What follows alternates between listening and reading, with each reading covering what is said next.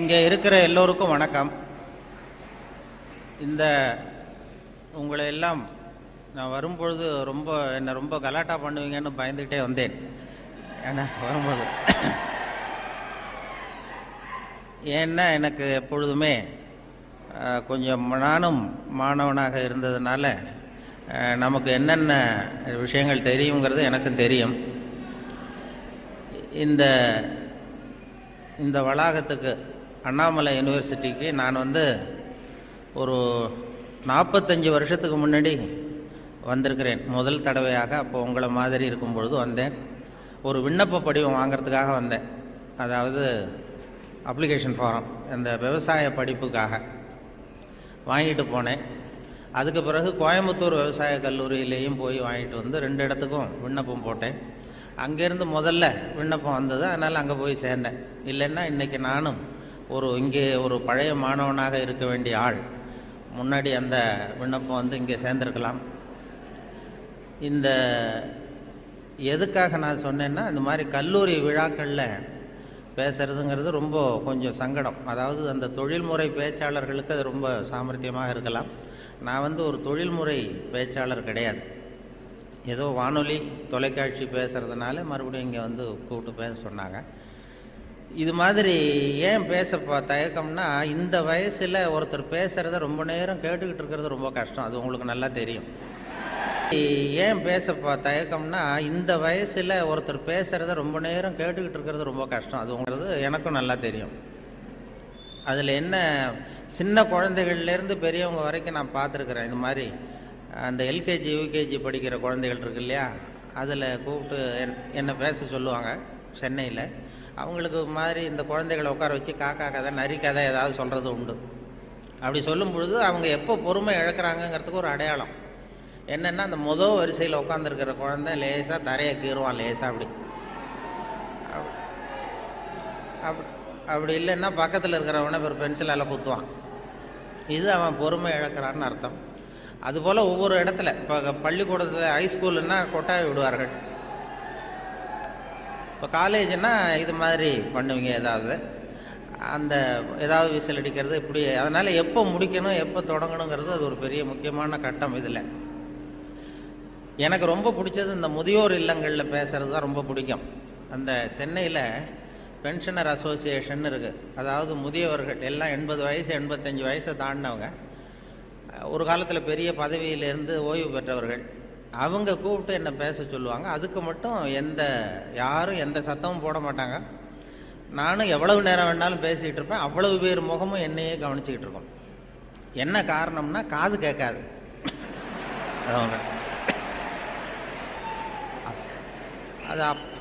அதனால் அப்படி இருந்தால் அமைதியாக இருக்கலாம். இல்லைன்னா இப்படி. அதனால் இது ஒரு சத்தம்ங்கிறது நம்ம நல்ல ஆக்டிவாக இருக்கிறோங்கிறதுக்கு ஒரு அடையாளம். நான் அதனால் இதில் என்ன பேசுறது எப்படி பேசுறதுங்கிறத பற்றி வரும்பொழுது சொன்னார்கள். நீங்கள் இது மாதிரி பேச்சாளர்கள் சில பேர் கேட்டுக்கிறது உண்டு. நான் எவ்வளோ நேரம் பேசணும்னு நினைக்கிறீங்க அப்படின்னு அந்த ஆர்கனைசரை அவங்க சொல்லுவாங்க. நீங்கள் எவ்வளோ நேரம் வேணாலும் பேசுங்க சார், நாங்கள் 10 நிமிஷத்துக்கு மேலே உட்காந்துருக்க மாட்டோம் அப்படின்னு சொல்லுகிறவர்கள் உண்டு. இங்கே வரும்பொழுது கேட்டேன், ஒரு மணி நேரத்துக்கு குறையாமல் 3.25 மணி நேரம் பேசணும், அது வரைக்கும் நாங்கள் தாக்கு பிடிப்போம்னு சில பேர் சொன்னாங்க. அது எப்படின்னு சொல்ல முடியாது. இங்கே வரும்பொழுதே ஏதோ உங்கள் பல் கோளரங்கத்துக்கு அவசியம் வாருங்கள்னு ஒரு போர்டு வச்சுருந்தீங்க. இங்கே அண்ணாமலை யூனிவர்சிட்டி வரும்பொழுது வழியில் பார்த்தேன். உங்கள் பல்லாண்டு காலம் பாதுகாப்பாக இருக்கணுமா அப்படின்னா எங்கள் பல் கோளரங்கத்துக்கு வாங்கோ அப்படின்னு விளம்பரம். அது நான் உடனே பயந்துட்டேன். பத்திரமா இருக்கணும்னா மரியாதையாக வந்துருங்கோ, இல்லைன்னா பல்ல உடச்சிருவேங்கிறது மாதிரி இருக்குது. நல்லா பாதுகாப்பாகணும், அவசியம் வாங்கணும்னு கூப்பிடுறது மாதிரி, ஏதோ அன்பாக கூப்பிடுறது மாதிரி மிரட்டுறதாக அதை உணர்ந்தேன். உங்களையெல்லாம் பார்க்கும்பொழுது எனக்கு என்னுடைய அந்த பழைய காலம்தான். கோயம்புத்தூர் விவசாய கல்லூரியில் போய் சேர்ந்தது. அப்போ தான் இந்த இந்திய எதிர்ப்பு போராட்டம் பெரிய பிரபலமாக நடந்த 65. அப்போ கோயம்புத்தூரில் நாங்கள் அங்கே அப்போ படிச்சுக்கிட்டு இருந்த நேரம் அது, அந்த காலம். அப்போல்லாம் இந்த ரேகிங் அதுவும் ஒரு பெரிய விஷயமா இருந்தது அப்போல்லாம். இப்போலாம் அது ஒரு பெரிய கட்டுப்பாட்டுக்கு வந்துருக்கு. நான் போய் முதல்ல சேர்ந்ததுமே விவசாய கல்லூரியில் கோயம்புத்தூரில் ஒரு சீனியர் மாணவர்கள் 2-3 பேர் வந்தாங்க. இங்கே கூப்பிட்டு போய் தனியாக அவங்க ரூமுக்கு அழைச்சிட்டு போய் நாங்கள் வந்து ஒன்றும் கலாட்டா பண்ண மாட்டோம், ஒன்றும் கேலி பண்ண மாட்டோம். ஆனால் நாங்கள் வந்து எங்களுடைய ரேங்கிங்கில் ஒரு நாகரிகம் இருக்கும். அதனால் நாங்கள் சொல்கிறத நீ செஞ்சுட்டீங்கன்னா வேறு ஒன்றும் உன்னை தொந்தரவு பண்ண மாட்டோம் அப்படின்னு என்னை பிடிச்சி எடுத்துகிட்டு போனாங்க. நான் அப்பா தினமாக போனேன். என்ன சார் செய்யணும்னு கேட்டேன். அந்த சீனியர் ஸ்டூடெண்ட்ஸ் என்ன சொன்னாங்கன்னா, நாங்கள் வந்து கொஞ்சம் பழைய துணிலாம் வச்சுருக்குறோம், சலவைக்கு போட வேண்டியது. அது அங்கே போய் சலவை கடையில் எங்களுக்காக இதை கொண்டு போய் நீ போட்டுட்டு வரணும், அவ்வளோதான், வேறு ஒன்றும் இல்லை அப்படின்னாங்க. பரவாயில்ல, இவ்வளவு நாகரிகமான ஒரு ரேக்கிங் நடக்குது அப்படின்னு சொல்லி, இதை எங்கே சார் போடணும், நான் போட்டுறேன், செலவு கடை எங்கே இருக்குன்னா அதுவும் தெரியுது பாரு அப்படின்னு சொன்னாங்க. உடனே அவங்க பழைய துணியெல்லாம் மூட்டை கட்டி கொண்டு போய் அப்படியே போட்டு நீ ரூமுக்கு போகலாம்ப்பா, வேறு ஒன்றும் நாங்கள் ஒன்றும் பண்ண மாட்டோம்ட்டாங்க. நான் இந்த பழைய துணியை தூக்கிட்டு போய் அங்கே கதவை தட்டி திறந்து விட்ற வெளில வந்தார். இந்தாங்க சார் என்னென்னு கேட்டபோது, இது பழைய துணி சலவைக்காக போட வந்தேன் அப்படின்னேன். யார் கொடுத்தது அப்படின்னு கேட்டார். அந்த பழைய மாணவர்கள், அந்த சீனியர் ஸ்டூடெண்ட்ஸு கொடுத்தாங்கன்னு. கவலைப்படாத, நீ இங்கே வச்சுட்டு போ, நான் பார்த்துக்கிறேன், நான் தான் வார்டன். இது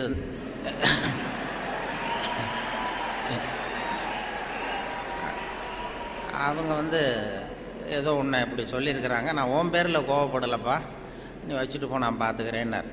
அந்த வார்டன் பின்னாடி வந்து எங்கள் பல்கலைக்கழகத்து வைஸ் சான்சலராகவே ஆனார். அப்புறம் வந்து ஓய்வு பெற்றார். அப்படி ஒரு அனுபவம் அங்கே நடந்தது. அப்படிலாம் பண்ணுவாங்க.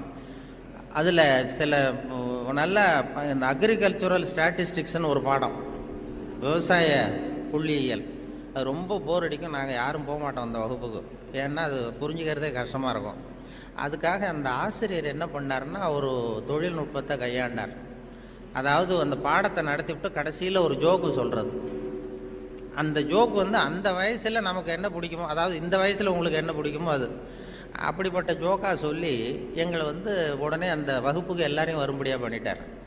அப்போ அந்த விவசாய புள்ளியியல் துறை பேராசிரியர், அதனுடைய பாதிப்பு தான் எனக்கு எது சொன்னாலும் கடைசியில் எதையாவது ஒரு வேடிக்கையாக ஒன்று சொல்கிறதுங்கிறது. அந்த ஆசிரியருடைய பாதிப்பு. அவர் என்ன பண்ணுவார், ரொம்ப கடுமையான விஷயங்களை சொல்லிவிட்டு பாடம் முடிகிறப்போ ஒரு ஜோக்கு சொல்லுவார். அப்போ ஏதாவது பத்திரிகைகளில், வெளிநாட்டு பத்திரிகைகளில் படிச்சுட்டு வந்து சொல்லுவார். அவர் அப்போ 40 வருஷத்துக்கு முன்னாடி சொன்னது இப்போ இன்னமும் ஞாபகம் இருக்குது எனக்கு. அது என்ன, அவர் சொன்ன அந்த ஜோக்குகளில் ஒன்று என்னென்னா, ஒரு பெரிய குண்டான ஆள், ரொம்ப எடை அதிகம், அவன் வந்து இந்த எடையை குறைக்கிறது எப்படின்னு முயற்சி பண்ணான். முதல்ல எவ்வளவு எடை இருக்கும் அப்படின்னு சொல்லி ஒரு எடை போடுற மிஷினில் ஏறி நின்று காசை போட்டானா. டிக்கெட் வந்து விழுந்தது. அதில் எழுதியிருக்கும், என்ன எழுதியிருக்கு அப்படின்னு பார்த்தா, ஒரு சமயத்தில் ஒருவர் மட்டுமே ஏறி நிற்கவும் அப்படின்னு இருந்துதான். இவன் புரிஞ்சுக்கிட்டான், என்ன ஆச்சுன்னா, சரி நமக்கு நிலைமை சரியில்லை, இது எப்படியும் எடையை குறைக்கணும், இதுக்கு என்ன பண்ணுறதுன்னா, அந்த நேரம் அமெரிக்கா போக வேண்டிய வாய்ப்பு கிடச்சிது. அமெரிக்கா போய் எங்கே சுற்றி பார்த்துக்கிட்டு இருக்கும்போது ஒரு இடத்துல போர்டு போட்டிருந்துதான், உங்கள் எடை குறைய வேண்டுமா, இங்கே வாருங்கள் அப்படின்னு விளம்பரம். உடனே இவன் ஆவலாக அங்கே போனான். அங்கே ஒரு இடத்துல அந்த மேனேஜர் மாதிரி ஒரு ரிசப்ஷனில் ஒரு பொண்ணு உட்காந்துருந்தது. என்ன ஏன்னா, நான் இந்தியாவிலேருந்து வந்திருக்கேன், எனக்கு எடை குறையணும் அப்படின்னா, உனக்கு ஆர்டினரி ட்ரீட்மெண்ட் வேணுமா, ஸ்பெஷல் ட்ரீட்மெண்ட் வேணுமா, ஆர்டினரி டீலக்ஸ்ன்னு 2 ட்ரீட்மெண்ட் கொடுக்குறோம் எடையை குறைக்கிறதுக்கு, உனக்கு எது வேணும்னு கேட்டிருக்க அந்த அம்மா. இவன் பார்த்தான், எதுக்கு அனாவசியமாக செலவு, ஆர்டினரி ட்ரீட்மெண்ட்டே போகிறோம் அப்படின்ட்டுருக்கான். அப்படின்னா இந்த பக்கம் போ அந்த ரூமுக்கு அப்படின்னு சொல்லி கதவை திறந்து விட்டு தான் இவன் ஆவலாக உள்ள போயிட்டான். அந்த எடையை குறைக்க வேண்டியது போனால் அங்கே மேஜை நாற்காலி எல்லாம் செதறி கிடக்கு, அங்கேயும் இங்கேயுமா, ஒரு ஒழுங்காக இல்லை. ஒரு பெரிய ஹால், அதில் அந்த மூலையில் வந்து ஒரு பொண்ணு நின்றுட்டுருக்கு, ஒரு 16 வயசு பொண்ணு நின்றுட்டுருக்கு, அரைகுறை ஆடையோட. இவனுக்கு என்ன ஆசைன்னா, அந்த பொண்ணை போய் தொடணும்னு ஒரு ஆசை. அதனால் இப்படி சுற்றி சுற்றி ஓடுறான் அந்த மேஜை நாற்காலியை சுற்றி. அந்த பொண்ணு இவன் கையில் அகப்படாமல் அதுவும் தப்பிச்சு ஓடி ஓடி வந்துக்கிட்டு இருக்கு. ஒரு 15 நிமிஷம் துரத்துறான், அதுவும் சுற்றிக்கிட்டே இருக்குது. 15 நிமிஷம் கழித்து இந்த மேனேஜர், அந்த பொண்ணு வந்து, ட்ரீட்மெண்ட்டே இவ்வளவு தான், ஒரு 10 நாள் இப்படி வந்தீங்கன்னா சரியாக போடும், எடை குறைஞ்சிரும் அப்படின்ட்டு. இவன் வந்தவன் என்ன பண்ணா, சரி ஆர்டினரியே இப்படி இருந்தால் ஸ்பெஷல் ட்ரீட்மெண்ட் எப்படி இருக்கும் அப்படின்னு யோசனை பண்ணான். சேடான்னு என்ன பண்ணால், நம்ம வந்துட்டோம், இதுக்காக இன்னொரு தரம் அமெரிக்காவுக்கு நம்ம வரப்போகிறதில்ல, எப்படியும் அதையும் பார்த்துட்டு போடுவோம்ட்டு மறுபடியும் அந்த மேனேஜர் அம்மாட்ட போய் நின்னான். என்ன சார் மறுபடியும் என்னன்னு கேட்டிருக்கேன். அந்த ஸ்பெஷல் ட்ரீட்மெண்ட்டையும் எடுத்துகிட்டு போடலாம்னு பார்க்குறேன் அப்படின்னா, அது வந்து நீங்கள் இது ஆர்டினரி ட்ரீட்மெண்ட்டுக்கு $10 கட்டினீங்க, ஸ்பெஷல் ட்ரீட்மெண்ட்டுக்கு $50 கட்டணுமே அப்படின்ட்டுருக்கு. அது பரவாயில்ல, நான் கட்டிடுறேன்னு சொல்லி கட்டிவிட்டான். கட்டிவிட்டு அப்படின்னா இந்த ரூமுக்கு போ, அப்படின்னு ரொம்ப ஆவலாக போய் கதவை திறந்தான். அதுவும் ஒரு பெரிய ஹால். இதே மாதிரி மேஜை நாற்காலிலாம் செதறி கிடக்கு. அந்த மூலையில் தேடுறான், யார் நிற்கிறான்னு பார்த்தா ஒரு 90 வயசு கிழவி. அவ இவனை துரத்துறா.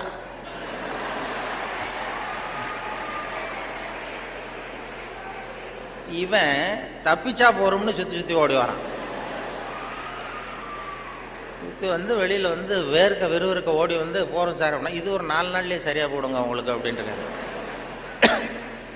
வந்துட்டான். இதை எங்கள் ஆசிரியர் கோயம்புத்தூர் விவசாய கல்லூரியில் ஒரு பாடத்தை, கடுமையான பாடத்தை நடத்திவிட்டு, அக்ரிகல்ச்சுரல் ஸ்டாட்டிஸ்டிக்ஸுங்கிற பாடத்தை நடத்திட்டு கடைசியில் சொன்ன ஜோக் அது எங்களுக்கு, அதாவது வகுப்புக்கு தவறாமல் போகணுங்கிறதுக்காக அவர் சொன்னது அது. இப்போ அதனுடைய விளைவு என்னென்னா, இப்போ எனக்கு 45 வருஷம் 50 வருஷம் கழித்து அந்த ஜோக்கு ஞாபகம் இருக்குது, பாடம் மறந்து போச்சு. இப்படி தான் வந்து கடுமையான விஷயங்களை வந்து நம்மளை வந்து பண்ணி சொல்லி கொடுக்கறது வழக்கம். அதே போல் எனக்கு இந்த பொறியியல் துறைக்கும் வர வேண்டிய வாய்ப்பு கிடைச்சிது. நம்ம படித்து முடித்ததுமே சில பேர் எங்கள் பெற்றோர்கள் எல்லாரும் ஆலோசனை பண்ணாங்க, பொறியியலுக்கு அனுப்பலாம், இன்ஜினியர் ஆக்கலாம் பையனை அப்படின்னு. அப்புறம் எல்லாம் இப்போ சில பேர் சொன்னாங்க, அதுக்கெல்லாம் நம்ம பையன் சரியாக வரமாட்டான், அதுக்கெல்லாம் கொஞ்சம் புத்திசாலித்தனம் வேணும் அப்படி இப்படின்னு சொல்லி அதை பண்ணி விட்டாங்க. அப்போது சொல்கிறது உண்டு, ஒரு பையனுக்கு வந்து சின்ன வயசுலேயே அவனை வந்து எந்த துறையில் சேர்க்கறது அப்படிங்கிறது ஒரு முக்கியமான விஷயம். ஒரு அம்மாவுக்கு தன்னுடைய பையனை எதில், இன்ஜினியரிங் காலேஜில் சேர்க்கணும்னு ஆசை.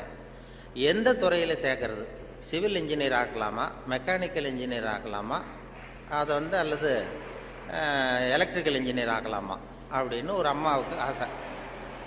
அப்போ எல்லா துறையும் இருக்கீங்கன்னு அர்த்தம். இந்த பையனை எந்த துறையில் சேர்க்கறது அம்மாவுக்கு முடிவு பண்ண முடியல, அப்பாவாலையும் ஒன்றும் சொல்ல முடியல. உடனே இவர் என்ன பண்ணார், பையனை அழைச்சிட்டு ஒரு மனோதத்துவ டாக்டர்கிட்ட போனார். ஒரு உளவியல் டாக்டர்கிட்ட போய், சைக்கியாட்ரிஸ்ட், இது மாதிரி என்னம்மா விஷயம்னு கேட்டிருக்காரு அந்த டாக்டர். ஒன்றும் இல்லை சார், என் பையனை வந்து மேற்கொண்டு படிப்புக்கு சேர்க்கணும், இன்ஜினியரிங் காலேஜில் சேர்க்கணும்.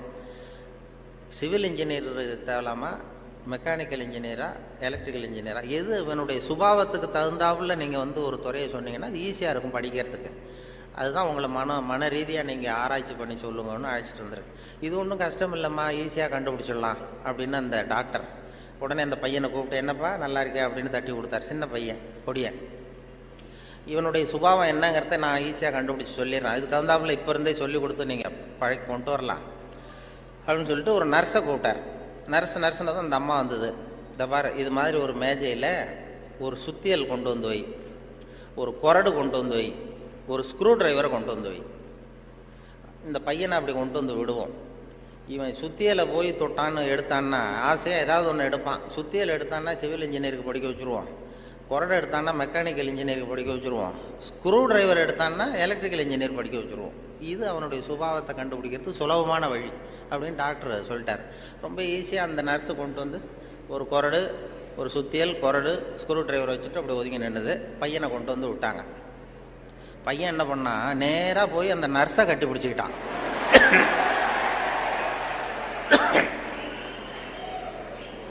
உடனே அந்த டாக்டர் சொன்னாராம், இவனை வந்து டாக்டருக்கு படிக்க வச்சுருங்க, அதுதான் அவனுக்கு அவன் சுபாவத்துக்கு பொருத்தமாக இருக்கும் அப்படின்னு சொல்லுவாங்க. அப்படி ஒருத்தருடைய சின்ன வயசுலேயே நம்ம எந்த துறைக்கு கொண்டு போகலாம் என்ன ஏதுங்கிறது இளையும் பயிர் முளையில் தெரியும்பாங்கள்ல, சின்ன வயசுலேயே தெரிஞ்சிடும். அது பெரிய பெரிய இதெல்லாம். ஒரு பெரிய எழுத்தாளர் மேல்நாட்டில் பிற்காலத்தில் வந்து பெரிய எழுத்தாளர் ஆனாராம். அவருக்கு சின்ன வயசில் படிக்கும் பொழுது ஒரு கட்டுரை எழுத சொல்லியிருக்கிறார் வாத்தியார். என்ன கட்டுரைன்னா, விபத்து அப்படின்னு தலைப்பு. விபத்துன்னு சொல்லி ஒரு கட்டுரை அல்லது கதை எழுதுங்கன்னு சொல்லியிருக்கார். இந்த சின்ன பையனாக இருக்கும்போது எழுதுனானா. அவன் பிற்காலத்தில் பெரிய நாவலிஸ்ட், பெரிய எழுத்தாளர் ஆனான். சின்ன வயசுலேயே அவன் விபத்துங்கிற தலைப்புக்கு என்ன எழுதுனா, ஒவ்வொரு வரியிலையும் ஒவ்வொரு திருப்பம். அதாவது ஒரு 10வது மாடியில் ஒருத்தன் வெள்ளை அடிச்சுக்கிட்டு இருந்தான் அப்படின்னு எழுதுறான். 10வது மாடியில் வெளிப்பக்கமாக நின்றுக்கிட்டு ஒருத்தன் வெள்ளை அடிச்சுக்கிட்டு இருந்தான். துரதிர்ஷ்டவசமாக அந்த வெள்ளை அடித்தவன் கால் தவறி கீழே விழுகிறான், விழுந்துக்கிட்டு இருக்கான். அதிர்ஷ்டவசமாக அந்த நேரம் சாலையில் ஒரு வைக்கோல் வண்டி வந்து கொண்டிருந்தது. அடுத்த வரி. அடுத்தது, துரதிர்ஷ்டவசமாக அந்த வைக்கோலின் நடுவே ஒரு கடப்பாரை சொருகியிருந்தார்கள்.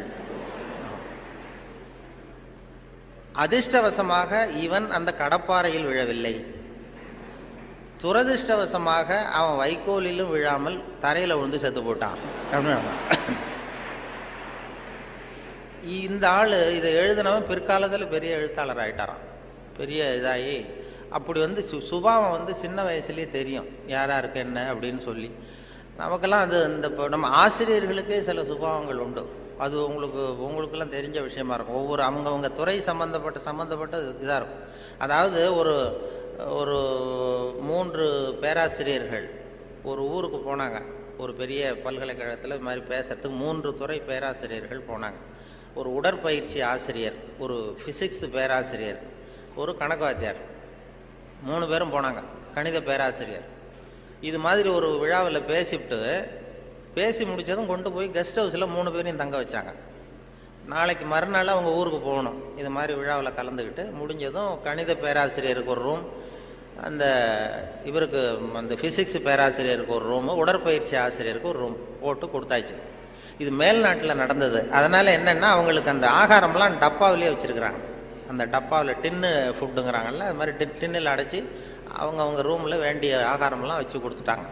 கொடுத்து கொண்டு போய் விட்டு வந்துட்டாங்க. அந்த வந்துட்டு மறுநாள் காலையில் எழுந்திரிச்சார் இந்த ஆர்கனைசர். அப்போ தான் அவருக்கு அப்படியே பதறி போயிட்டார். ராத்திரி அந்த 3 பேராசிரியர்களுக்கும் 3 டப்பாவில் உணவு கொடுத்தோம், ஆகாரம். அது திறக்கிறதுக்கான கருவியை கொடுக்காம வந்துட்டோம். திறக்கிறதுக்கு ஒரு பொருள் அது இல்லாமல் கொடுத்தோம். எப்படி அவங்க டப்பாவை திறந்தாங்களா சாப்பிட்டாங்களா என்னன்னு தெரியல அப்படின்னு இவர் பதறி போய் விடிஞ்சதும் ஓடுறாரு விழுந்தடிச்சு. இந்த வரவேற்ற ஓடி போய் முதல்ல அந்த உடற்பயிற்சி ஆசிரியர் கதவை திறந்தாராம். ரூமை திறந்தா அவர் நிம்மதியாக தூங்கிட்டு இருக்காரு. டப்பா திறந்து கிடக்கு, சாப்பிட்டுட்டு நிம்மதியாக தூங்கிட்டு இருக்காரு. உடனே இவர் போய் தட்டி எழுப்பி, எப்படி சார் அந்த டப்பாவை திறந்தீங்க, அந்த இதை கொடுக்கலையே நாங்கள் உங்களுக்கு அப்படின்னு. இது என்ன சார், உடல் பலம் தான் சார் முக்கியம், டப்பாவை பலம் ஓங்கி கீழே அடித்தேன் திறந்துட்டுது, அது என்ன பெரிய காரியம் அப்படின்னு சொல்லி உடற்பயிற்சி செஞ்சுட்டேன், அதனால் சாப்பிட்டேன் இருக்கார். பரவாயில்ல சார் அப்படின்னு சொல்லி அடுத்த ரூமுக்கு ஓடி இருக்கார். அங்கே ஃபிசிக்ஸ் வாத்தியார் உட்காந்துருக்கார். அவரும் அதே மாதிரி நிம்மதியாக தூங்கியிருக்காரு. இது டப்பா திறந்து கிடக்கு. போய் திறந்து, எப்படி சார் திறந்தீங்க நீங்கள் டப்பாவை அப்படின்னா, அது என்ன சார், எந்த இடத்துல ப்ரெஷர் கொடுக்கணும்னு எனக்கு தெரியும், அந்த இடத்துல அழுத்தினா திறந்துட்டுது டப்பா, அது நமக்கு டெக்னிக்கு வந்தது தானே அப்படின்னு அந்த திறந்து சாப்பிட்டேன்ட்டார். இவர் அப்பாடா நிம்மதியாக போச்சு. அடுத்தது கணக்கு வாத்தியார் ரூமுக்கு ஓடினார். அங்கே போனால் அவர் தூங்கவும் இல்லை, டப்பாவும் திறக்கலை, மூடியே இருக்கு. என்ன பண்ணுறீங்க அப்படின்னு சொல்லி அந்த கணக்கு ஏதோ ஒரு எழுதிட்டு இருக்காரு பேப்பரில். கணக்கு வாத்தியார், என்ன சார் பண்ணிட்டு இருக்கீங்க அப்படின்னு கேட்டிருக்காரு. அவர் ஒன்றும் இல்லை, அஸ்யூம் தி டப்பா இஸ் ஓப்பன் அப்படின்னு சொல்லி மேற்கொண்டு கணக்கு போட்டுக்கிட்டு இருக்காரு சார் அப்படின்னாராம். இது ஒவ்வொருத்தருக்கும் ஒரு சுபாவங்கிறது அது இயல்பாக அமையிறது. ஆசிரியர்களுக்கு எல்லாருக்குமே அப்படி அமையிறது. என்னோட படித்தவர்கள் இன்னைக்கு பல பேர். இப்போ ஒருத்தன் தான் சின்ன வயசில் ஒரு பையன் ஜானகிராமன் ஒருத்தன் பக்கத்தில் என்ன பென்சிலாலேயே குத்திக்கிட்டு இருப்பான். இன்னைக்கு அவன் கும்பகோணத்தில் இன்னைக்கு பெரிய டாக்டர், எல்லாருக்கும் ஊசி போட்டுக்கிட்டான். அப்படி சின்ன வயசுலேயே சுபாவம், அவங்க யார் எப்படி வருவாங்க அப்படின்னு தெரியும். அவங்களுடைய அந்த படிக்கும் பொழுதே அந்த இது தெரியும். என்னோட படித்தவர்கள் நிறைய பேர் அது மாதிரி ஒவ்வொரு துறையில் வந்திருக்கிறாங்க. சில பேர் இந்த நான் சொன்னது மாதிரி மேல்நாட்டில் ஒரு பெரிய பிரபலமான வக்கீல். அந்த வக்கீல் சின்ன வயசு அவர்கிட்ட வாதாடுறதுக்கு எல்லாரும் பயப்படுவாங்களாம். அந்த வக்கீல் சின்ன வயசில் எப்படி இருந்தான் அப்படின்னு சொல்லி அவங்க அம்மா சொல்லியிருக்கிறாங்க ஒரு பேட்டியில். அவங்க இந்த பையன் இவன் சின்ன வயசுலேயே வருங்காலத்தில் பெரிய வக்கீல் ஆகிடுவான்னு எனக்கு தெரியும் அப்படின்னு சொல்லியிருக்கிறாங்க. என்ன பண்ணான்னா, அப்பா பேப்பர் படிச்சுட்டு உட்காந்துருக்காரு, அம்மா சமயக்கட்டில் இருக்கிறாங்க. இவன் பையன் அவன் ரூமில் இங்கே ஏதோ பண்ணிகிட்டு இருக்கான். ஒரு பூனை வீல்னு கத்திக்கிட்டு இருக்கு. அம்மா கதறிக்கிட்டு இருக்க ஒரு பூனை. உடனே அம்மாவுக்கு புரிஞ்சு போச்சு, டேய் அந்த பூனை வாழை பிடிச்சி இழுக்காதரா அப்படின்னு கத்திருக்கு அந்த அம்மா. பூனை வாழை பிடிச்சி இழுக்காதரன்னு. ஆமாம், இங்கேயும் சில பூனைகள் இருக்கு, அது வாழை யாரும் பிடிச்சி இழுத்துறாதீங்க. அது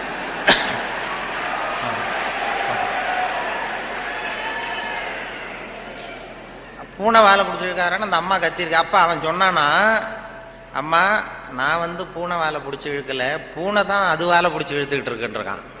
நான் ஒன்றும் பூனைக்கு இடைஞ்சல் பண்ணல, பூனை தான் வாழை இழுத்துக்கிட்டு இருக்கு, நான் அது வாழை இழுக்கலன்றான். ஓடி போய் பார்த்துருக்குறாங்க அம்மாவும் அப்பாவும். பார்த்தா இவன் பூட்ஸு காலால் மிரிச்சுக்கிட்டு இருக்கான், பூனை வாழை இழுத்துக்கிட்டு இருக்கு. அவன் பிற்காலத்தில் பெரிய வக்கீல் ஆகிட்டான். அதாவது ஒரு தான் பேரில் தப்பு இல்லைங்கிறது மாதிரி பேசினா பாருங்க. அவங்க அம்மா வந்து சொல்லியிருக்கு. இப்படி அது சின்ன வயசில் அவங்கவுங்களுக்கு அந்த இது இருக்கும். சில பேருக்கு ஆராய்ச்சி விஞ்ஞான மனோபாவம் வந்துடும். விஞ்ஞானம் சில பேர் சின்ன வயசுலேயே ஒருத்தன் மூஞ்சில் ஒருத்தன் குத்திட்டு இருப்பான். சின்ன இளம் வயசுலேயே ஒருத்தன் மூஞ்சில் ஒருத்தன் குத்திட்டு இருப்பான். அவங்கெல்லாம் பிற்காலத்தில் சட்டசபைக்கு வரலாம். சட்டசபைக்கு வந்து பெரிய அவங்கவுங்க சுபாவத்துக்கு தகுந்த மாதிரி ஒரு துறையை தேர்ந்தெடுக்கணும். அதனால் இதில் எல்லாம் இப்போ பொறியியல் மாணவர்கள் தான் இருக்கிறாங்களா, எல்லாரும் கலந்துருக்கிறாங்களான்னு தெரியல. ஏன்னா நீங்கள் எல்லாம் ரொம்ப கொடுத்து வச்சவர்கள். இந்த பள்ளிக்கூடத்தில் இது இப்படிப்பட்ட ஒரு பெரிய நிறுவனத்தில் படித்தவங்கலாம் இன்றைக்கி பெரிய பெரிய அளவில் இருக்கிறாங்க. அதனுடைய ஒரு விழா கொண்டாடுதுன்னா அதெல்லாம் ரொம்ப மரியாதை மதிப்பாக உள்ளது. என்னை பற்றி அறிமுகப்படுத்தினவர் ஏதோ நான் பெருசாக என்னை பற்றி ரொம்ப பெருமையாக சொன்னார். அவர் அவ்வளவு பெருமையாக சொன்னதுக்கு காரணம் என்னென்னா அவ்வளவு நானே எழுதி கொடுத்தது. வேற அது ஏன்னா வந்ததுமே ஒரு பேப்பரை கொடுத்து அந்த கெஸ்ட் ஹவுஸுக்கு போகும்பொழுது ஒரு 2 பேப்பரை கொடுத்து உன்னை பற்றி எழுதிட்டு வான்னு சொல்லி கொடுத்து அனுப்புனார். உடனே எழுதிட்டு வந்து கொடுத்தேன். அப்படியே படித்தார். அது இவ்வளவு தூரம் விடாமல் சொல்லுவார்னு தெரிஞ்சிருந்தால் இன்னும் கூட எழுதி கொடுத்துருக்கலாம் கொஞ்சம். அது என்ன அதில் வேற இவரை பற்றி அறிமுகப்படுத்துறதுக்கே இது அவசியம் இல்லை, எல்லாருக்கும் தெரியும், இருந்தாலும் சொல்கிறேன் அப்படின்னு சொல்லி அவர் அதை படிக்கிறது. இது ஒரு சம்பிரதாயம் தான். ஒரு கூப்பிடும்பொழுது ஒரு இதில் அதே போல் உட்காந்து பேசுறியா நின்றுட்டு பேசுறியான்னு வேற கேட்டாங்க. அது எப்படி நீங்கள் ஏற்பாடு பண்ணியிருக்கிறீங்களோ அப்படி பேசிடுறோம் சார், இதில் என்ன அப்படின்னு 2 இருந்தது. உட்காந்து பேச ஏன்னா இந்த பேச்சாளர்கள் கடவுளுக்கு தான் 3 கோலங்கள் சொல்லுவாங்க. நின்ற கோலம், அமர்ந்த கோலம், கிடந்த கோலம் அப்படின்னு இந்த ஆன்மீகத்தில் சொல்லுவாங்க. நின்ற கோலத்தில் அருள் பண்ணுறவர் யார்? திருப்பதி வெங்கடாஜலபதி அப்படி வைங்களேன். அமர்ந்த கோலம்னு பார்த்தா ஐயப்ப சாமி அமர்ந்த கோலம். இதை தவிர கிடந்த கோலத்தில் அருள் பண்ணுற சாமி இருக்குது. அது என்னென்னா ஸ்ரீரங்கம் பள்ளிகொண்ட பெருமாள். அது வந்து படுத்திருக்கும். இப்படி 3 கோலத்தில் ஆண்டவன் கோலங்கள் உண்டு. அது எதுக்கு சொல்கிறேன்னா அதே மாதிரி நம்ம ஊரில் பேச்சாளர்களுக்கும் 3 கோலங்கள் உண்டு. அது நின்ற கோலத்தில் பேசுகிறவர்கள் அரசியல்வாதிகள். அவங்களுக்கு நின்னா தான் பேச்சு வரும், உட்காந்து பேச. அமர்ந்த கோலத்தில் பேசுகிறவங்க ஆன்மீகவாதிகள். இப்போ நடமாடும் பல்கலைக்கழகம் நாவலர் நெடுஞ்செழியன் இருந்தார் இல்லையா, இங்கே படித்தவர். அவர் வந்து ரேடியோவுக்கு பேச வந்தார். அமைச்சராக இருக்கும்பொழுது திருக்குறளுக்கு உரை எழுதினார். அப்போ நான் கூப்பிட்டு ரேடியோவில் அவரை பேட்டி எடுத்து பதிவு பண்ண வேண்டிய பொறுப்பு எனக்கு.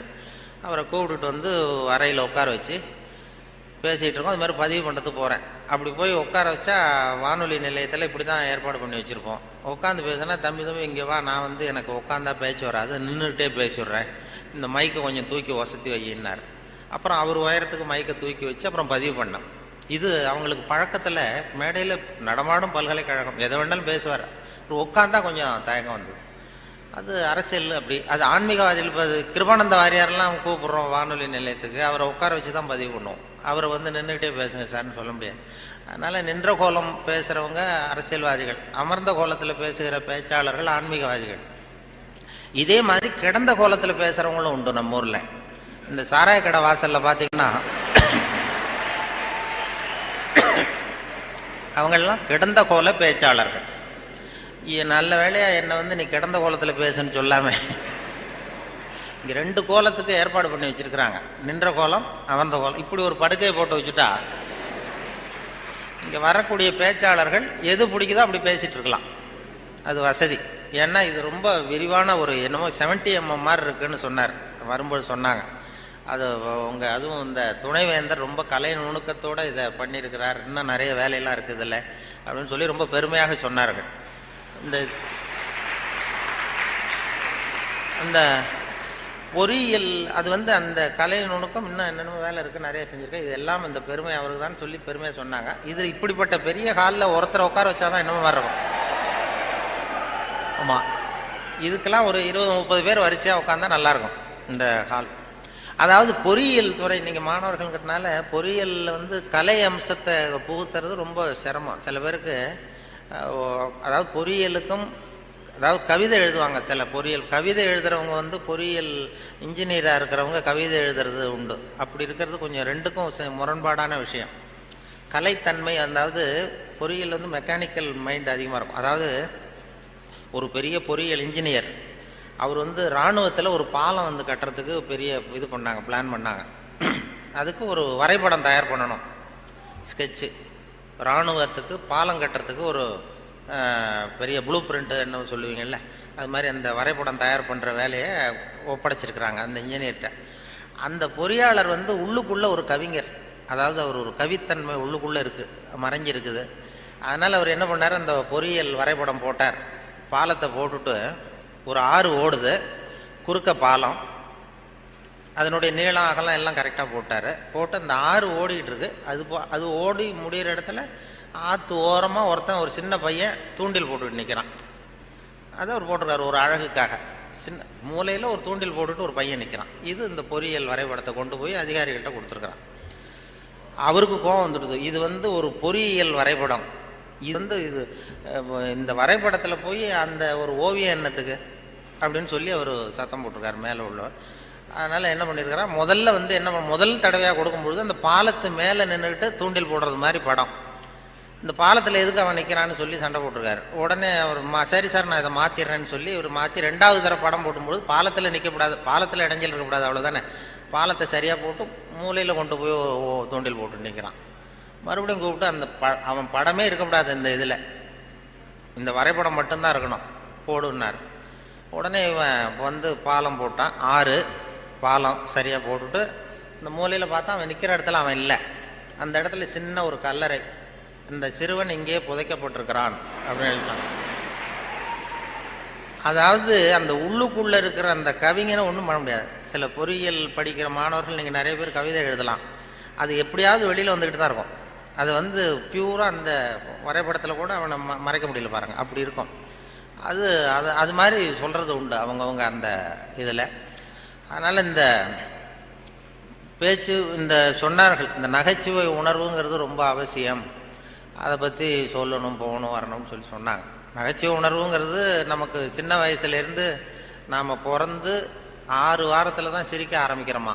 ஒரு குழந்தை பிறந்து 6வது வாரம் தான் சிரிக்க ஆரம்பிக்கும். ஒரு கிளுகிழப்பை கொண்டு போய் குழந்தை முகத்துக்கிட்ட ஆட்டினா சிரிக்குது. அதே கிளுகிழப்பை ஒரு தாத்தா முகத்துக்கிட்ட ஆட்டுங்க கோவம் வந்துடும், குச்சி கிச்சிருந்தா எடுத்து அடிச்சிருவார். ஏன்னா அப்படி இருந்தவர் அப்படி ஆயிட்டார். ஒரு காலத்தில் அப்படி இருந்தவர் அப்படி சின்ன வயசில் ஒரு கிளுகிழுப்ப சத்தத்துக்கு சிரித்தவர் அதே சத்தத்துக்கு டென்ஷன் ஆகிறாருன்னா அப்படி தான் மனுஷனுடைய வாழ்க்கை வீணாக போகுது. அந்த இயல்பு தன்மை மாறாமல் இருக்கணுமா அந்த சிரிப்பு தன்மை வந்து. ஆனால் சிரிப்புங்கிறது ஒரு பாவமான செயல்னு காலங்காலமாக போதிக்கப்பட்டு வந்திருக்கிறோம். எப்படி போதிக்கப்பட்டு வந்திருக்கிறோம்னா, ஒரு முதலாளிக்கு முன்னாடி தொழிலாளி சிரித்தா மரியாதை குறைச்சால், ஒரு ஆஃபீஸருக்கு முன்னாடி பியூனு சிரித்தா மரியாதை குறைச்சால், இப்படி சொல்லி சொல்லி சிரிப்புங்கிறது எதுவும் மரியாதை குறைவான செயல்னு காலங்காலமாக போதிக்கப்பட்டு வந்து இப்போ சிரிப்பு தன்மை வந்து சிறைப்பட்டு போச்சான் நம்ம உடம்புக்குள்ளே. இந்த சிறைப்பட்டுருக்கிற சிரிப்பை வெளியில் கொண்டு வர்றதுக்கு தான் ஜோக்குன்னு ஒரு சாவியை போட வேண்டியிருக்கு. வேறு ஜோக்குக்கும் சிரிப்புக்கும் சம்மந்தமே இல்லை, அது ஒரு சாவியாக உபயோகப்படுது. ஏற்கனவே இருக்கிற இயல்பு தன்மையை வெளியில் கொண்டு வர்றது. அந்த குழந்தை தன்மையோடு இருக்கணும், குழந்தைத்தனம் தான் இருக்கக்கூடாதே தவிர அந்த குழந்தைத்தன்மை கடைசி வரைக்கும் நமக்கு நீடிச்சதுன்னா ஹார்ட் அட்டாக் வராது. குழந்தைத்தன்மை வேறு, குழந்தைத்தனம் வேறு. குழந்தைத்தன்மை பெரிய வயசானா கூட குழந்தைத்தன்மையோடு இருக்கலாம்.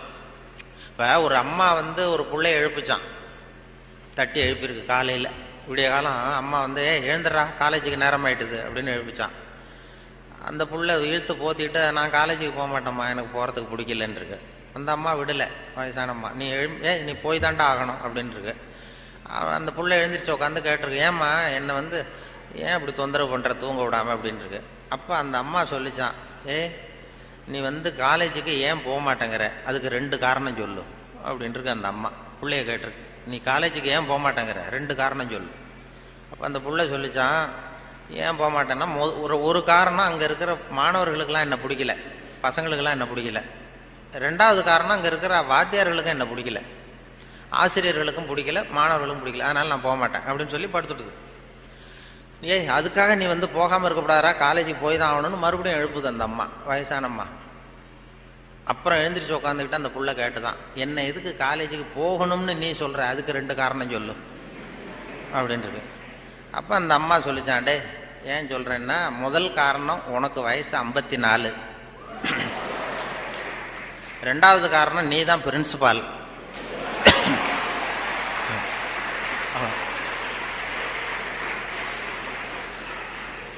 அதாவது 54 வயசுலேயும் அவர் குழந்தை தன்மையோடு இருக்கார் பாருங்க. அவங்க அம்மாவுக்கு அது புள்ள தானே, அதுதான் குழந்தை தன்மைங்கிறது, குழந்தைத்தனம் இல்லை அது. குழந்தைத்தனங்கிறது வேற, குழந்தைத்தன்மைங்கிறது வேற. அந்த குழந்தைத்தன்மை மாறாமல் மனுஷன் வாழணும்னு சொல்லி இப்போ சொல்கிறாங்க. நமக்கு வருகிற நோய் நொடிக்கெல்லாம் அதுதான் காரணம். இப்போ ஹார்ட் அட்டாக்கு திடீர்னு வர்றதுக்கு அதுதான் காரணம். மன இருக்கம் வரக்கூடாது. குழந்தைய எல்லாரையும் குழந்தைய ஆக்க முடியாது, ஆனால் குழந்தைத்தன்மையை நம்ம வளர்த்துக்கலாம். இந்த 200 தடவை சிரிப்புத்தன்மையே இருந்துகிட்டு இருக்கலாம். இப்போ எல்லாரையும் குழந்தை ஆக்கிறதுக்கு வழி விஞ்ஞானத்தில் இது வரைக்கும் வழி கிடையாது. ஒரு டாக்டர் கண்டுபிடிச்சாராம். ஒரு டாக்டர் என்ன கண்டுபிடிச்சாருன்னா, ஒரு மாத்திரை சாப்பிட்டா 1 வயசு குறையும் அப்படின்னு ஒரு மாத்திரையை கண்டுபிடிச்சாராம் ஒரு டாக்டர். ஒரு மாத்திரை சாப்பிட்டீங்கன்னா 1 வயசு குறையும். உடனே ஒரு பாட்டியம்மா போச்சு, 90 வயசு பாட்டி, எனக்கு ஒரு பாட்டில் மாத்திரை கொடுங்க டாக்டர் அப்படின்னு வாங்கிட்டு வந்துருக்கு. வாங்கிட்டு வந்து ஒரு மாத்திரை சாப்பிட்டா 1 வயசு குறையும்னாரா. மறுநாள் ஒரு 30 வயசு பொண்ணாக மாறி இது போயிருக்கு. நாள் 90 வயசு பாட்டியாக போச்சு, 30 வயசு பொண்ணாக மாறி அதே டாக்டர்கிட்ட போச்சு. இடுப்பில் ஒரு வயசு கை குழந்தை, அது சட்டை கிட்ட போடாமல் கட்டவரில் வாயில் வச்சுட்டு உட்காந்துருக்கு. தூக்கிக்கிட்டு அதே டாக்டர்கிட்ட போயிருக்கு. போனதும் அந்த டாக்டர்கிட்ட சொன்னேன், ஏம்மா வந்திருக்கேன்னு கேட்டார். ஒன்றும் இல்லை டாக்டர், நேற்று உங்ககிட்ட வந்தேன், மாத்திரை கேட்டேன், ஒரு மாத்திரை சாப்பிட்டா 1 வயசு குறையும். நீங்கள் நான் ஒரு பாட்டில் மாத்திரை வாங்கிட்டு போனேன், ஏதோ ஒரு ஆர்வத்தில் ஒரு 30-40 மாத்திரையை சேர்த்து சாப்பிட்டேன், அதனால் இப்படி ஆகிட்டம் பாருங்கள் அப்படின்ட்டு. டாக்டர் சொன்னார், இதுக்கு ஏமா வருத்தப்படுற, எல்லாரும் வயசு குறையணும்னு தான் நினைக்கிறாங்க, உனக்கு வயசு குறைஞ்சிட்டது, சந்தோஷப்படு, இதுக்கே மறுபடியும் என்னை தேடிட்டு வந்தேன்னு.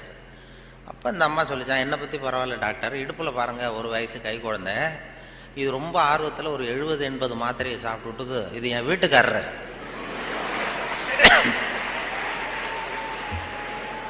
இது இப்படியே உட்காந்துக்கிட்டே இறங்க மாட்டேங்குது, நான் எங்கே தூக்கிட்டு போகிறது, எதையாவது ஒரு மாத்திரையை கொடுத்து இறக்கி விடுங்க டாக்டர், அப்போ தான் நாம் பார்த்தேன். அதுக்காக தான் வந்தேன்னு தான். அதாவது இயற்கைக்கு மாறாக நம்ம போனோம்னா இப்படிப்பட்ட பிரச்சனையெல்லாம் வந்துடும். அப்புறம் வழியில் போகும்போது இடுப்பில் ஒரு குழந்தைய தூக்கிட்டு வந்தால் நம்ம கேட்கணும் அந்த அம்மாட்ட, ஏம்மா இது ஏன் உன் பிள்ளையா உங்கள் வீட்டுக்காரரான்னு கேட்கணும். அப்படி குழப்பம் வந்துடும். இயற்கையை மாற்ற முடியாது, ஆனால் அந்த குழந்தை தன்மையை நம்ம கொண்டு வரலாம். அதுக்காக சொல்லுவாங்க. ஏன்னா இதய நோய் இன்னைக்கு வராதவர்கள் 2 பேருக்கு வர்றதில்லை. ஹார்ட் அட்டாக் வராத குரூப் யாருன்னா, இந்த நரிக்குறவர்களுக்கு இது வரைக்கும் வந்ததே கிடையாது இதய நோய். வாழ்க்கையை ரொம்ப லேசாக எடுத்துக்கிறவங்க. அவங்களுக்கு வெற்றியும் சந்தோஷத்தை தரும், தோல்வியும் சந்தோஷத்தை தரும். அது இப்போ எங்கள் ஊரில் எல்லாம் இந்த துப்பாக்கி சுடுறதுக்கு, இந்த வேட்டைக்கு துப்பாக்கி வச்சுருப்போம் எங்கள் ஊர் பக்கம் அந்த காட்டில். அது நரிக்குறவை சுடுவாங்க. கூட்டமாக பறந்து போகிறப்ப சுட்டால் ஒரு பறவை விழுந்ததுன்னா சந்தோஷப்படுவார், துள்ளுவார்.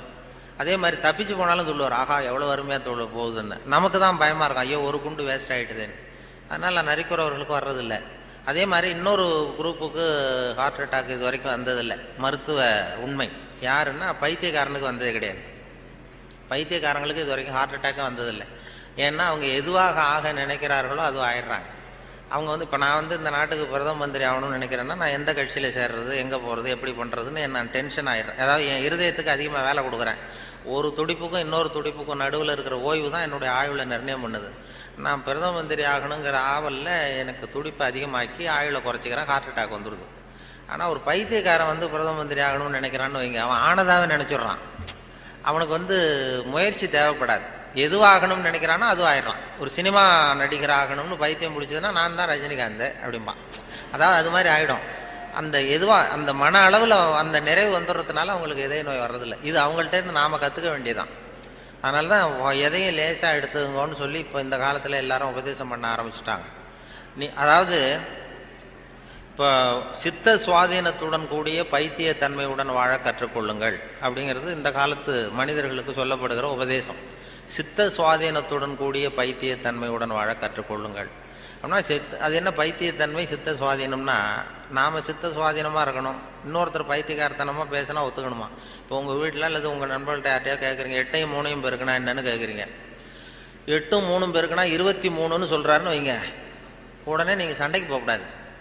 தப்பு, நீ சொல்கிறது தப்புன்னு சண்டை போகக்கூடாது. பரவாயில்ல, நீ 23ன்னு இது நினச்சிருக்க, நான் 24ன்னு நான் எனக்கு சொல்லி கொடுத்துருக்குறாங்க. சரி, உங்கள் வாத்தியார் அப்படி சொல்லி கொடுத்துருக்காரு, எங்கள் வாத்தியார் அப்படி சொல்லி கொடுத்துருக்காரு, ஒன்று தானே வித்தியாசம், அதுவும் வாய்ப்பாட்டில் எத்தனையோ எடிஷன்லாம் இருக்குது இல்லையா, அதனால் பரவாயில்ல அப்படின்ட்டு போயிடணும். இதுதான் சித்த சுவாதீனத்துடன் கூடிய 24 தான் உண்மைங்கிறது தெரியும் நமக்கு, சரிங்கிறது. 23ஐயும் சரின்னு ஒத்துக்கிறோம் பாருங்க, அதை தான் சித்த சுவாதீனத்துடன் கூடிய. அப்படி இருக்கிறவங்களுக்கு இதய நோய் வராதான். அது துல்லியம்ங்கிறது அதில் வேணும். அதாவது இப்போ ஒரு மாணவன் படிச்சுட்டு இன்டர்வியூக்கு போனான், ஒரு பேங்க் உத்தியோகம். அங்கே கேள்வி கேட்டாங்க, 8ஐயும் 3ஐயும் பெருக்குனா என்னப்பான்னு. அவன் சொன்னான், 8ஐயும் 3ஐயும் பெருக்குனா 23ன்னு சொல்லிட்டான், வாய் தவறி சொல்லிட்டான். சரி, போயிட்டு வான்ட்டாங்க இன்டர்வியூவில். வெளியில் வரும்பொழுது யோசித்தான், இது என்ன ஒரு சின்ன கணக்கு தானே கேட்டாங்க, இது தப்பாக சொல்லிட்டோமே, 8-3-23 சொல்லிட்டோமே, இது கூட தெரியலன்னா நமக்கு எப்படி பேங்க்கில் வேலை கிடைக்கும்? நிச்சயமாக நமக்கு இந்த வேலை இல்லை, ஏதோ உளறிவிட்டோம் அப்படின்னு சொல்லி போயிட்டான் வீட்டுக்கு. வீட்டுக்கு போனால் ஒரு வாரத்தில் அப்பாயின்மெண்ட் ஆர்டர் வந்துட்டுது அவனுக்கு, நீ வந்து வேலையில் சேர்ந்துக்கிடான்னு. உடனே அப்போ அவன் நினச்சானா, சரி நாம் பதில் சொன்னதை அவரும் சரியாக காதில் வாங்கலை போல இருக்கு, கேள்வி கேட்டவரும், அதனால் இதை சொல்லிடக்கூடாது, பேசாமல் போய் வேலையில் சேர்ந்துருவோம் அப்படின்னு போய் நேராக போய் வேலையில் சேர்ந்துட்டான். சேர்ந்து வேலை பர்மனெண்ட் ஆனதுக்கப்புறம் அந்த மேனேஜர்கிட்ட போய் உக்காந்தான். சார், அன்னைக்கு இன்டர்வியூக்கு வந்தப்போ என்ன ஒரு கேள்வி கேட்டீங்க, 8-3 பேருக்குன்னா என்னென்னு, நான் வாய் தவறி 23 சொல்லிட்டேன், நீங்களும் சரியாக கவனிக்கலை போட்டுருக்கு சார், எனக்கு வேலை கொடுத்துட்டீங்க, ரொம்ப தேங்க்ஸ் அப்படின்றான். இனிமேல் ஒன்றும் பண்ண முடியாதுன்னு. அப்போ அந்த மேனேஜர் சொன்னார், அப்படி இல்லைப்பா, அன்னைக்கு இன்டர்வியூக்கு வந்தது ஒன்றையும் சேர்த்து 294 பேர் வந்தீங்க இன்டர்வியூக்கு, நான் 294 பேர்கிட்ட இந்த கேள்வி கேட்டேன், 8-3 பேருக்குன்னா என்னென்னு, நீ சொன்னது தான் நியரஸ்ட் கரெக்ட் ஆன்சர், நான் அதனால தான் வேலை கொடுத்தேன், நான் ஒன்றும் தப்பாக பண்ணிவிடல அப்படின்னாலும்.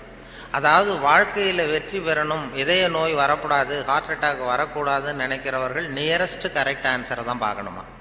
வாழ்க்கையில் நியரஸ்ட் கரெக்ட் ஆன்சர் பார்க்குற மனோபாவம் வந்து இதயத்தை நல்லா வச்சுருக்கோம். ஆனால் அறிவியலில் அப்படி பார்க்கக்கூடாது. அறிவியலில் ரொம்ப துல்லியம் அவசியம். இப்போ உங்கள் பொறியியல் சம்மந்தப்பட்ட விஷயங்கள்லையோ அறிவியல் சம்மந்தப்பட்டதில் துல்லியம் தான் முக்கியம், அதில் போய் நியரஸ்ட் கரெக்ட் ஆன்சர் பார்க்கக்கூடாது. வாழ்க்கைங்கிற கணக்கில் நியரஸ்ட் கரெக்ட் ஆன்சர் தான் பார்க்கணும், ரொம்ப துல்லியமாக எதையும் பார்க்கக்கூடாது. அறிவியல் வந்து துல்லியம் போச்சுன்னா போச்சு. இப்போ நம்ம ஒரு ராக்கெட் விடுறோம், செவ்வாய் கிரகத்துக்கு விட்டோம், புதன் கிரகத்தில் போய் இறங்கிவிட்டது, பரவாயில்ல, ஒரு கிரகம் தானே வித்தியாசம் அப்படின்னு அதில் போய் அப்படி போகக்கூடாது. செவ்வாய்க்கு அடுத்தது புதன் தானே, பரவாயில்லன்னு அப்படி போக முடியாது. அறிவியலில் துல்லியம் முக்கியம். வாழ்க்கைங்கிற விளையாட்டில் இந்த பர்ஃபெக்ஷன் பார்க்காதீங்கோ. பர்ஃபெக்ஷன் ஒன்று உலகத்தில் ஒன்றுமே கிடையாதான். பர்ஃபெக்ஷன் நானாக என் மனசில் ஒரு உருவத்தை வரைஞ்சிக்க வேண்டியது, படத்தை போட்டுக்கிறது, அதே மாதிரி எதிரில் இருக்கிறது இருக்கான்னு நான் பார்க்குறேன். நான் உள்ளுக்குள்ளே என்ன வரைஞ்சிருக்கணும் அதே மாதிரி இருந்ததுன்னா பர்ஃபெக்ட்னு சொல்கிறேன், அது இல்லைன்னா அது சரியில்லைங்கிறேன். அதாவது கோளாறு நான் வரைஞ்ச படத்தில் இருக்கே தவிர பொருள் இல்லை. உலகத்தில் எது எது எப்படி இருக்கணுமோ அது அப்படி தான் இருக்குது. அழகாக இருக்கிற பொருளை நீங்கள் விரும்புவதில்லை, அழகாக இருக்கிற பொருளை நீங்கள் விரும்புவதில்லை, நீங்கள் விரும்புகிற பொருள் அழகாக இருக்கிறது அப்படிங்கிறது தான் உண்மை.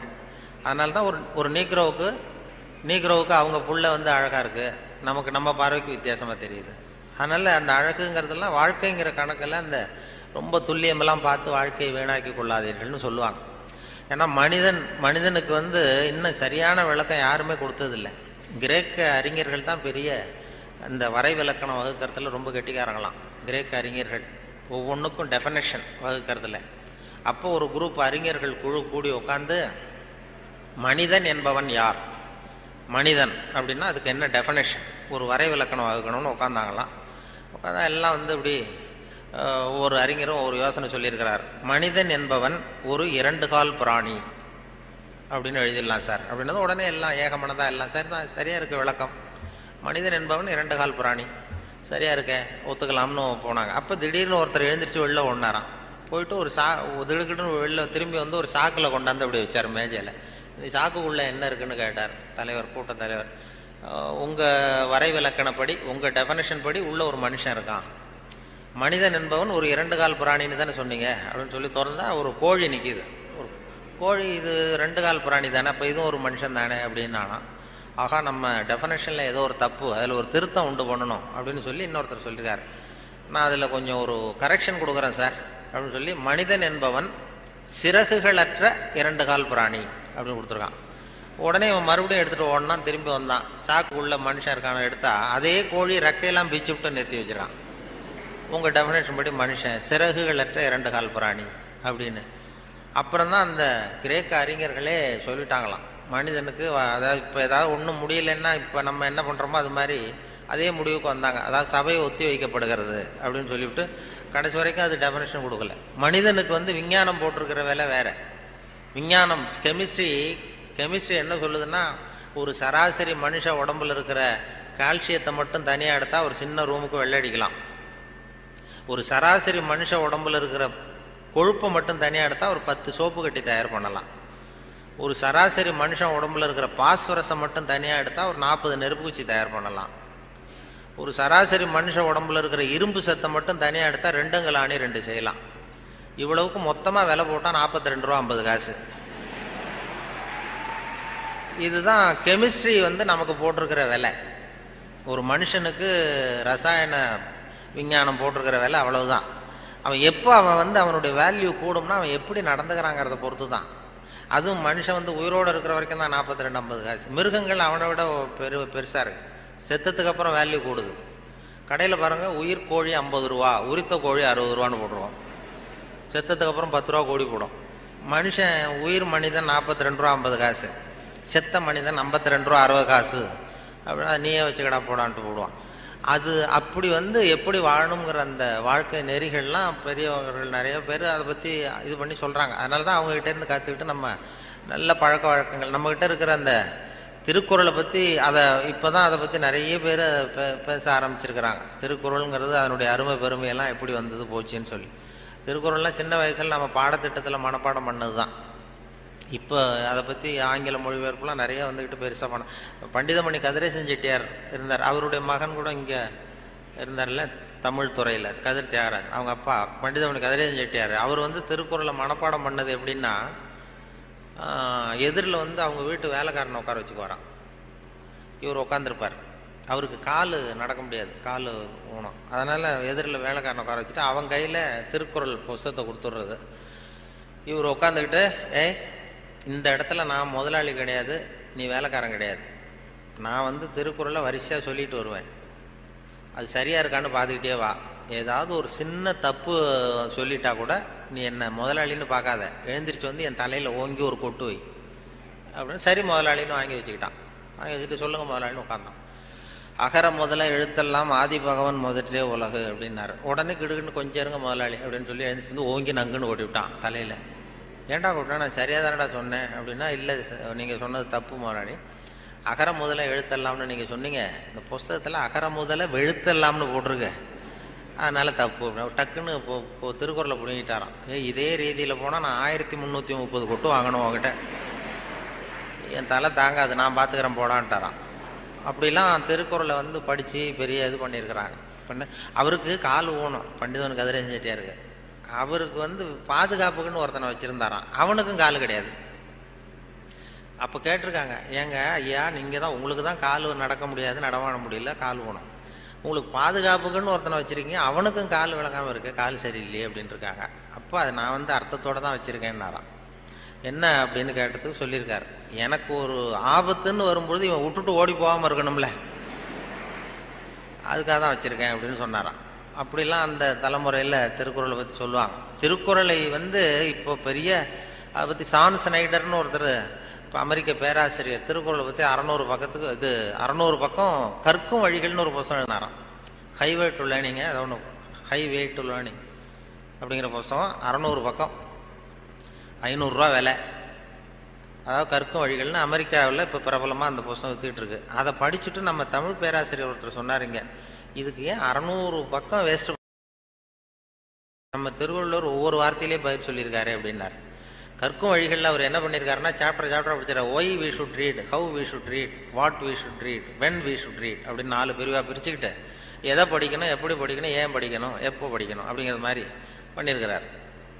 அதாவது ஹவு வி ஷுட் ரீட் அப்படின்னு ஒரு கேள்வியை கேட்டுக்கிட்டு 250 பக்கம் அவர் எழுதியிருக்கார். இந்த கேள்விக்கு திருவள்ளுவர் எதை படிக்கணும், அதாவது எப்படி படிக்க வேண்டும், ஹவு வி ஷுட் ரீட்னா கசடர கற்க அப்படின்னு ஒரே வார்த்தையில் ஒரு பதில் உண்டு. இதுக்கு 250 பக்கம் வேஸ்ட் பண்ண வேண்டியதில்லைன்னார். வாட் வி ஷுட் ரீட், என்ன படிக்கணும் அப்படின்னா கற்பவை கற்க சொல்ற, இதுக்கு 300 பக்கம் எழுதியிருக்காரு அவர். வென் வி ஷுட் ரீட், அதாவது அப்புறம் வாட் வி ஷுட் ரீட், ஏன் படிக்க வேண்டும், ஒய் வி ஷுட் ரீட், அதுக்கு 300 பக்கம் எழுதியிருக்காரு. இவர் அதற்கு தக நிற்க அப்படிங்கிறது தீர்ந்து போச்சு. வென் வி ஷுட் ரீட், எப்பொழுது படிக்க வேண்டும் அப்படின்னா சாந்துணையும் அப்படிங்கிற வார்த்தையில் இருந்தது. இப்படி 4 வார்த்தையில் திருவள்ளுவர் சொன்னதை ஒரு 600 பக்கம் எழுதியிருக்கிறாருன்னு சொல்லி சொன்னார். அதை படித்து பார்த்துட்டு அப்படி அதை பற்றி பெருமையாக ஜியு போப்பு ஆராய்ச்சி பண்ணார். அதாவது இவர் அரிஸ்டாட்டல்லையும் திருவள்ளுவரையும் ஒப்பிடுறார் ஜியு போப்பு.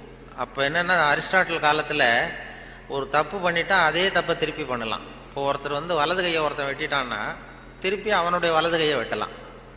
இப்போ ஒருத்தன் ஒரு கண்ணை குத்திவிட்டான்னா அதே கண்ணை இவனும் குத்தலாம். அதுதான் இப்போ உள்ள தர்மம். அரிஸ்டாட்டில் காலத்தில் ஒருத்தன் உங்களுக்கு ஒரு விரலை எந்த விரலை வெட்டுறானோ அதே விரலை நீங்களும் வெட்டலாம். அது அந்த தர்மம். அந்த அதே காலத்தில் வந்து திருவள்ளுவர் என்ன சொல்றார் அப்படின்னு பார்த்தார். அதாவது ஒருத்தன் நமக்கு கெடுதல் பண்ணுனா திருப்பி அதே கெடுதலை பண்ணு அப்படின்னு அவர் சொல்றார். இயேசுநாதரும் அப்போ சொன்னார். அவர் என்னன்னா, அதாவது அரிஸ்டாட்டில் என்ன சொன்னார், ஒருத்தன் உனக்கு வலது கன்னத்தில் அடிச்சான்னா நீ வலது கன்னத்தில் அடி. இது அரிஸ்டாட்டல். இயேசுநாதர் சொன்னார், உனக்கு வலது கன்னத்தில் அடிச்சான்னா நீ இடது கன்னத்தை திருப்பி காட்டு அப்படின்னார். இது அதை விட கொஞ்சம் பெரிய பண்பாடுள்ள செயல். அதுக்கடுத்து திருவள்ளுவரை பார்த்தா, நீ ஒருத்தன் உன்னை அடிச்சுட்டான்னா நீ பதிலுக்கு அவன் கன்னத்தை தடவி கொடு அப்படிங்கிறார். இன்னா செய்தாரை ஒருத்தல் அவர் நானும் நன்னையும் செய்து விடுன்னு சொன்னார். அப்படின்னு சொல்லிட்டு இது ஜியு போப் ஒப்பிடுறார் அரிஸ்டாட்டிலையும் திருவள்ளுவரையும். அவர் எழுதுறார், when compared because of this unique feature of forgiveness. மன்னிப்புல வந்து இது ஒரு தனித்தன்மை இருக்கு திருவள்ளுவர் சொல்றதுல. அதனால ஜியு போப் எழுதுறார், when compared because of this unique feature of forgiveness, Thiruvalluvar is at least 1 inch taller than Aristotle அப்படின்னு எழுதினார். அரிஸ்டாட்டிலை விட 1 இன்ச்சு உயரமானவர் திருவள்ளுவர் அப்படின்னு சொல்லி. அதனால தான் அவ்வளோ உயரமாக கன்னியாகுமரியில் கொண்டு போய் செலவு வச்சுருக்கிறோம். அது வந்து அப்படி வந்து ஜியு போப்பு கம்பேர் பண்ணி எழுதுறார். அப்படி நாம் பெருமைப்படுறதுக்கு எத்தனையோ விஷயங்கள் நம்ம இதில் இருக்குது. அதனால் இப்படிப்பட்ட இந்த உணர்வு, இந்த நகைச்சுவை உணர்வை பற்றி பேசிட்டு இருந்தோம் இல்லையா, அது வந்து எங்கள் ஆசிரியர் சொன்னது மாதிரி அதை வச்சு எந்த விஷயத்தை சொன்னாலும் கொஞ்சம் சுவாரஸ்யமாக சொன்னோம்னா வாழ்க்கையிலையும் சரி, நீங்கள் எந்த துறையில் வேலைக்கு போனாலும் சரி, சக மனிதர்கள்ட்ட பழகும் பொழுதும் சரி, அந்த நகைச்சுவை உணர்வுன்னு இருக்கும் பொழுது நல்லாயிருக்கும். அதாவது எங்கள் இவர் பேராசிரியர் கல்கி வந்து எழுதியிருக்கிறார், இதில் பேசினார். அவர் ஆல் இண்டியா ரேடியோவில் ஆரம்பத்தில் 1938 பேராசிரியர் கல்கி வந்து பேசியிருக்கார், தமிழில் சிறுகதை அப்படின்னு. எப்படி சொல்கிறது, சுவாரஸ்யமாக எப்படி சொல்கிறதுன்னு சொல்லி அப்போ பேசியிருக்கார். சிறுகதைன்னா அது சிறுன்னு அர்த்தம் இருக்கு, அதனால் சிறுசாக இருக்கணும், தேவைக்கு அதிகமாக வளர்த்தாத. கதைன்னா அதில் ஒரு கதை அம்சம் இருக்கணும், ஒரே ஒரு ஊரில் அப்படின்னு ஆரம்பித்தா அதுக்கப்புறம் என்ன அப்படின்னு கேட்க தோணுதில்ல, அது மாதிரி இருக்கணும் ஒரு வரியும் அப்படின்னு சொல்லிட்டு, சொல்கிறதே எப்படி சுவாரஸ்யமாக சொல்கிறதுன்னா தேவைக்கு அதிகமாக நீ வளர்த்தாதே அப்படின்னு சொல்லி அதுக்கு ஒரு உதாரணம் கொடுத்துருக்காரு கல்கி. அதாவது நீங்கள் எழுத்தாளராக இருந்தாலும் சரி, பேச்சாளராக இருந்தாலும், சக மனிதர்கள்ட்ட பழக்கிறவராக இருந்தாலும் தேவைக்கு அதிகமாக இது பண்ணாதீங்க அப்படிங்கிறதுக்காக சொல்லியிருக்காரு. அவர் ஒரு கதை எழுத்தாளர் எப்படி இருக்கணுங்கிறதுக்காக கல்கி சொன்னது.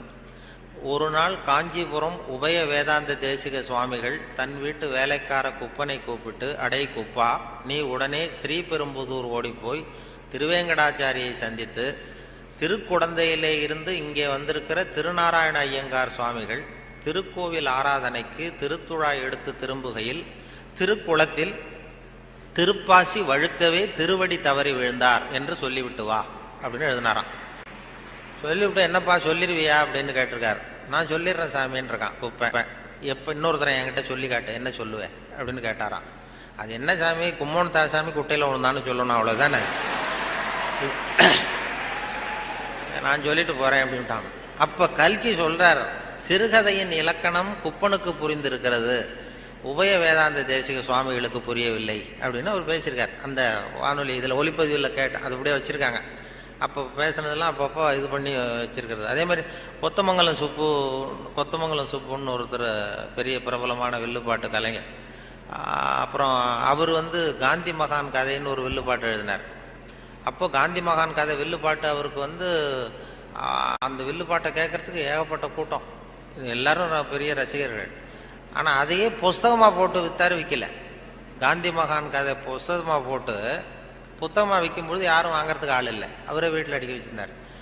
அதை அப்போ அந்த வில்லுப்பாட்டு இருக்கு, காந்தி மகான் கதை வில்லுப்பாட்டை நான் ரேடியோவில் போடுறதுக்காக எடுத்து பதிவு பண்ணிக்கிட்டு இருந்தேன். அப்போ ஒரு கட்டம் வந்தது, காந்தியை சுடுற இடத்துல அவர் கதறி அழுறார். கதறி அப்படியே நிஜமாகவே அழுறார் காந்தி சுடப்படுற இடத்துல. இந்த வில்லுப்பாட்டு அது பதிவாக இருக்குது, அதை போட்டு கேட்டேன். அப்போ எனக்கு ஒரு சந்தேகம், இது எப்படி, அதாவது ஒரு தடவை சொல்கிறப்ப அழுக வரலாம் அவருக்கு, இந்த வில்லுப்பாட்டை திருப்பி திருப்பி பாடிக்கிட்டே இருப்பார். ஒரு 500 தடவை 600 தடவை சொல்லும்பொழுது 600வது தடவையும் காந்தியை சூடு பண்ணிகிட்டு இருக்கிறாங்க. அதனால நல்ல பழக்க வழக்கங்களை வந்து ஏற்படுத்திக்கணுங்கிறது தான் ரொம்ப முக்கியமான விஷயம். அதனால் இதில் எப்படி நான் சொன்னது மாதிரி எவ்வளவு நேரம் எதை தாக்க முடியும், குடும்பத்தில் வந்து ரொம்ப ஒரு அனுசரிப்புத்தன்மை, சகிப்புத்தன்மை இதெல்லாம் வேணுங்கிறத பற்றி நிறைய அந்த சின்ன சின்ன விஷயங்களாக தான் வானொலி சொல்கிறது உண்டு. இந்த நகைச்சுவைன்னு சொன்னதுனால அதை சேர்த்து சேர்த்து கதையாக சொல்கிறது உண்டு. சின்ன விஷயங்களை வந்து அப்படியே இப்போ குடும்பத்தில் வந்து ஒரு அனுசரிப்புத்தன்மை வேணும், வாழ்க்கைங்கிறது ஒரு பெரிய பிரயாணம், குடும்பத்தில் அனுசரிப்பு தன்மை வேணும் அப்படின்னா அப்போ அதுக்கு ஒரு கதை மாதிரி சொல்லிடுறது வானொலி ஊடகத்தில். இப்போ ஒரு குடும்பத்தில் கணவன் மனைவி 2 பேர் இருந்தாங்க. 2 பேருக்கு ஒரு குழந்தை பிறந்தது. அதுக்கு பேர் வைக்கிறதுல தகராறு வந்துட்டு தான். என்ன பேர் வைக்கிறதுன்னு அவன் சொல்கிறான் எங்கள் அப்பா பேர் தான் வைக்கணுங்கிறான். இந்த அம்மா சொல்லுது எங்கள் அப்பா பேர் தான் வைக்கணுங்குது. தகராறு. உடனே என்ன காலையிலேருந்து சண்டை, குழந்தைக்கு பேர் வைக்கிறதுல. அதில் கூட ஒத்து போக முடியல. உடனே எதிர்த்து வீட்டுக்காரன் ஒருத்தன் வந்தான். வந்து என்ன உங்கள் வீட்டில் காலையிலேருந்து சண்டைன்னு கேட்டிருக்கான். அது ஏன் கேட்குறீங்க, இந்த குழந்தைக்கு பேர் வைக்கிறதுல தகராறு, நான் எங்கள் அப்பா பேரை வைக்கணுங்கிறேன், அவங்க அப்பா பேரை வைக்கணும்னு சொல்லுது, என்ன பண்ணுறது தெரியலன்னு தான் அவன் சொன்னானான். இது ஏன் சண்டை போடுறீங்க, எதிர்த்து வீட்டுக்காரன்னு நான் ஒருத்தன் எதுக்கு இருக்கேன், என்கிட்ட சொல்ல வேண்டியது தானே அப்படின்னு சொல்லிவிட்டு ஏன்ப்பா உங்கள் அப்பா பேர் என்னன்னு கேட்டிருக்கான். எங்கள் அப்பா பேர் சீனிவாசன் அப்படின்ட்டுருக்கான். சரிம்மா உங்கள் அப்பா பேர் என்ன, எங்கள் அப்பா பேர் கிருஷ்ணன். இவன் யோசித்தான். சரி குழந்தைக்கு சீனிவாச கோபாலகிருஷ்ணன் அப்படின்னு பேர் வச்சுருங்க, இதுக்கு ஏன் தகராறு அப்படின்ட்டு போயிட்டான். போனதுக்கு அப்புறம் இந்த இவங்க 2 பேரும் பேசிக்கிறாங்க. அது எப்படி இந்த சீனிவாசன் சரி கிருஷ்ணன் சரி, நடுவில் கோபாலம் எங்கேருந்து வந்தான். ஓடி போய் கூப்பிட்டு வந்தாங்களாம் அவனை. வாடா வாடா கிட்டவா, அது யாரா கோபாலன் அப்படின்னா அது எங்கள் அப்பா பேர், நீ நீ அதை மட்டும் எதுக்கு விட்டுட்டு போற, சேர்த்து வச்சுக்கோனா. அதாவது 2 பேருக்குள்ள ஒரு அனுசரிப்பு தன்மை இல்லைன்னா கோபாலன்னு ஒருத்தன் குறுக்க வருவான். அப்படி வரும். அந்த வாழ்க்கையில் அனுசரிப்பு தன்மைங்கிறது ரொம்ப அவசியம். வாழ்க்கையில் ஒருத்தர் அனுசரித்து போகிறது, அதாவது சந்தேகப்படாமல் இருக்கணும்னு சொல்லுவாங்க. ஒரு பையன் புதுசாக ஒரு பொண்ணை கல்யாணம் பண்ணிட்டு வந்தான். எல்லாரும் என்ன பண்ணிட்டாங்க, ஏய் நீ கல்யாணம் பண்ணிட்டு வந்திருக்கேன், அந்த பொண்ணுக்கு காது கேட்காதுடா, காது சரியாக கேட்காது அப்படின்ட்டு இருக்காங்க. இவன் அதை எப்படி சோதனை பண்ணுறது, டெஸ்ட் பண்ணுறது, அப்படி நேராக கேட்டால் சண்டை வந்துடும், உனக்கு காது கேட்குதான்னு கேட்கக்கூடாது. வெளியில் போனான். வெளியில் போய் தெருவில் நின்றுக்கிட்டு இன்னைக்கு என்ன சாம்பார் அப்படின்னா பதிலே வரல. ஆகா நம்ம சந்தேகப்பட்டது சரிதான் அப்படின்னு முடிவு பண்ணிட்டான். அடுத்தது உள்ற வந்தான், வீட்டுக்குள்ளே நின்றுக்கிட்டு 2வது தடவை கேட்டான். கூடத்தில் நின்றுட்டு இன்னைக்கு என்ன சாம்பார் அப்படின்னா அப்பவும் பதில் வரல. சரி நம்ம மனைவிக்கு நம்ம சந்தேகப்பட்டு காது கேட்கல அப்படின்ட்டு அடுத்தது அடுப்பங்கரைக்கே போயிட்டான். அந்த பொண்ணு எதை சமைச்சிக்கிட்டு இருக்கு. அது கிட்ட போய் அது காது ஓரமாக இப்படி காயே வச்சுக்கிட்டு ரொம்ப சத்தம் போட்டு கத்துறான். 3வது தடவையா இன்னைக்கு என்ன சாம்பார்னு கத்துறான். அந்த பொண்ணு கொஞ்சம் கூட அலட்டிக்கல. மெதுவாக இவன் பக்கம் திரும்பி இவன் காது ஓரமாக சொல்லிச்சான், 3வது தடவையா சொல்கிறேன் முருங்கைக்காய் சாம்பார் அப்படின்னு தான்.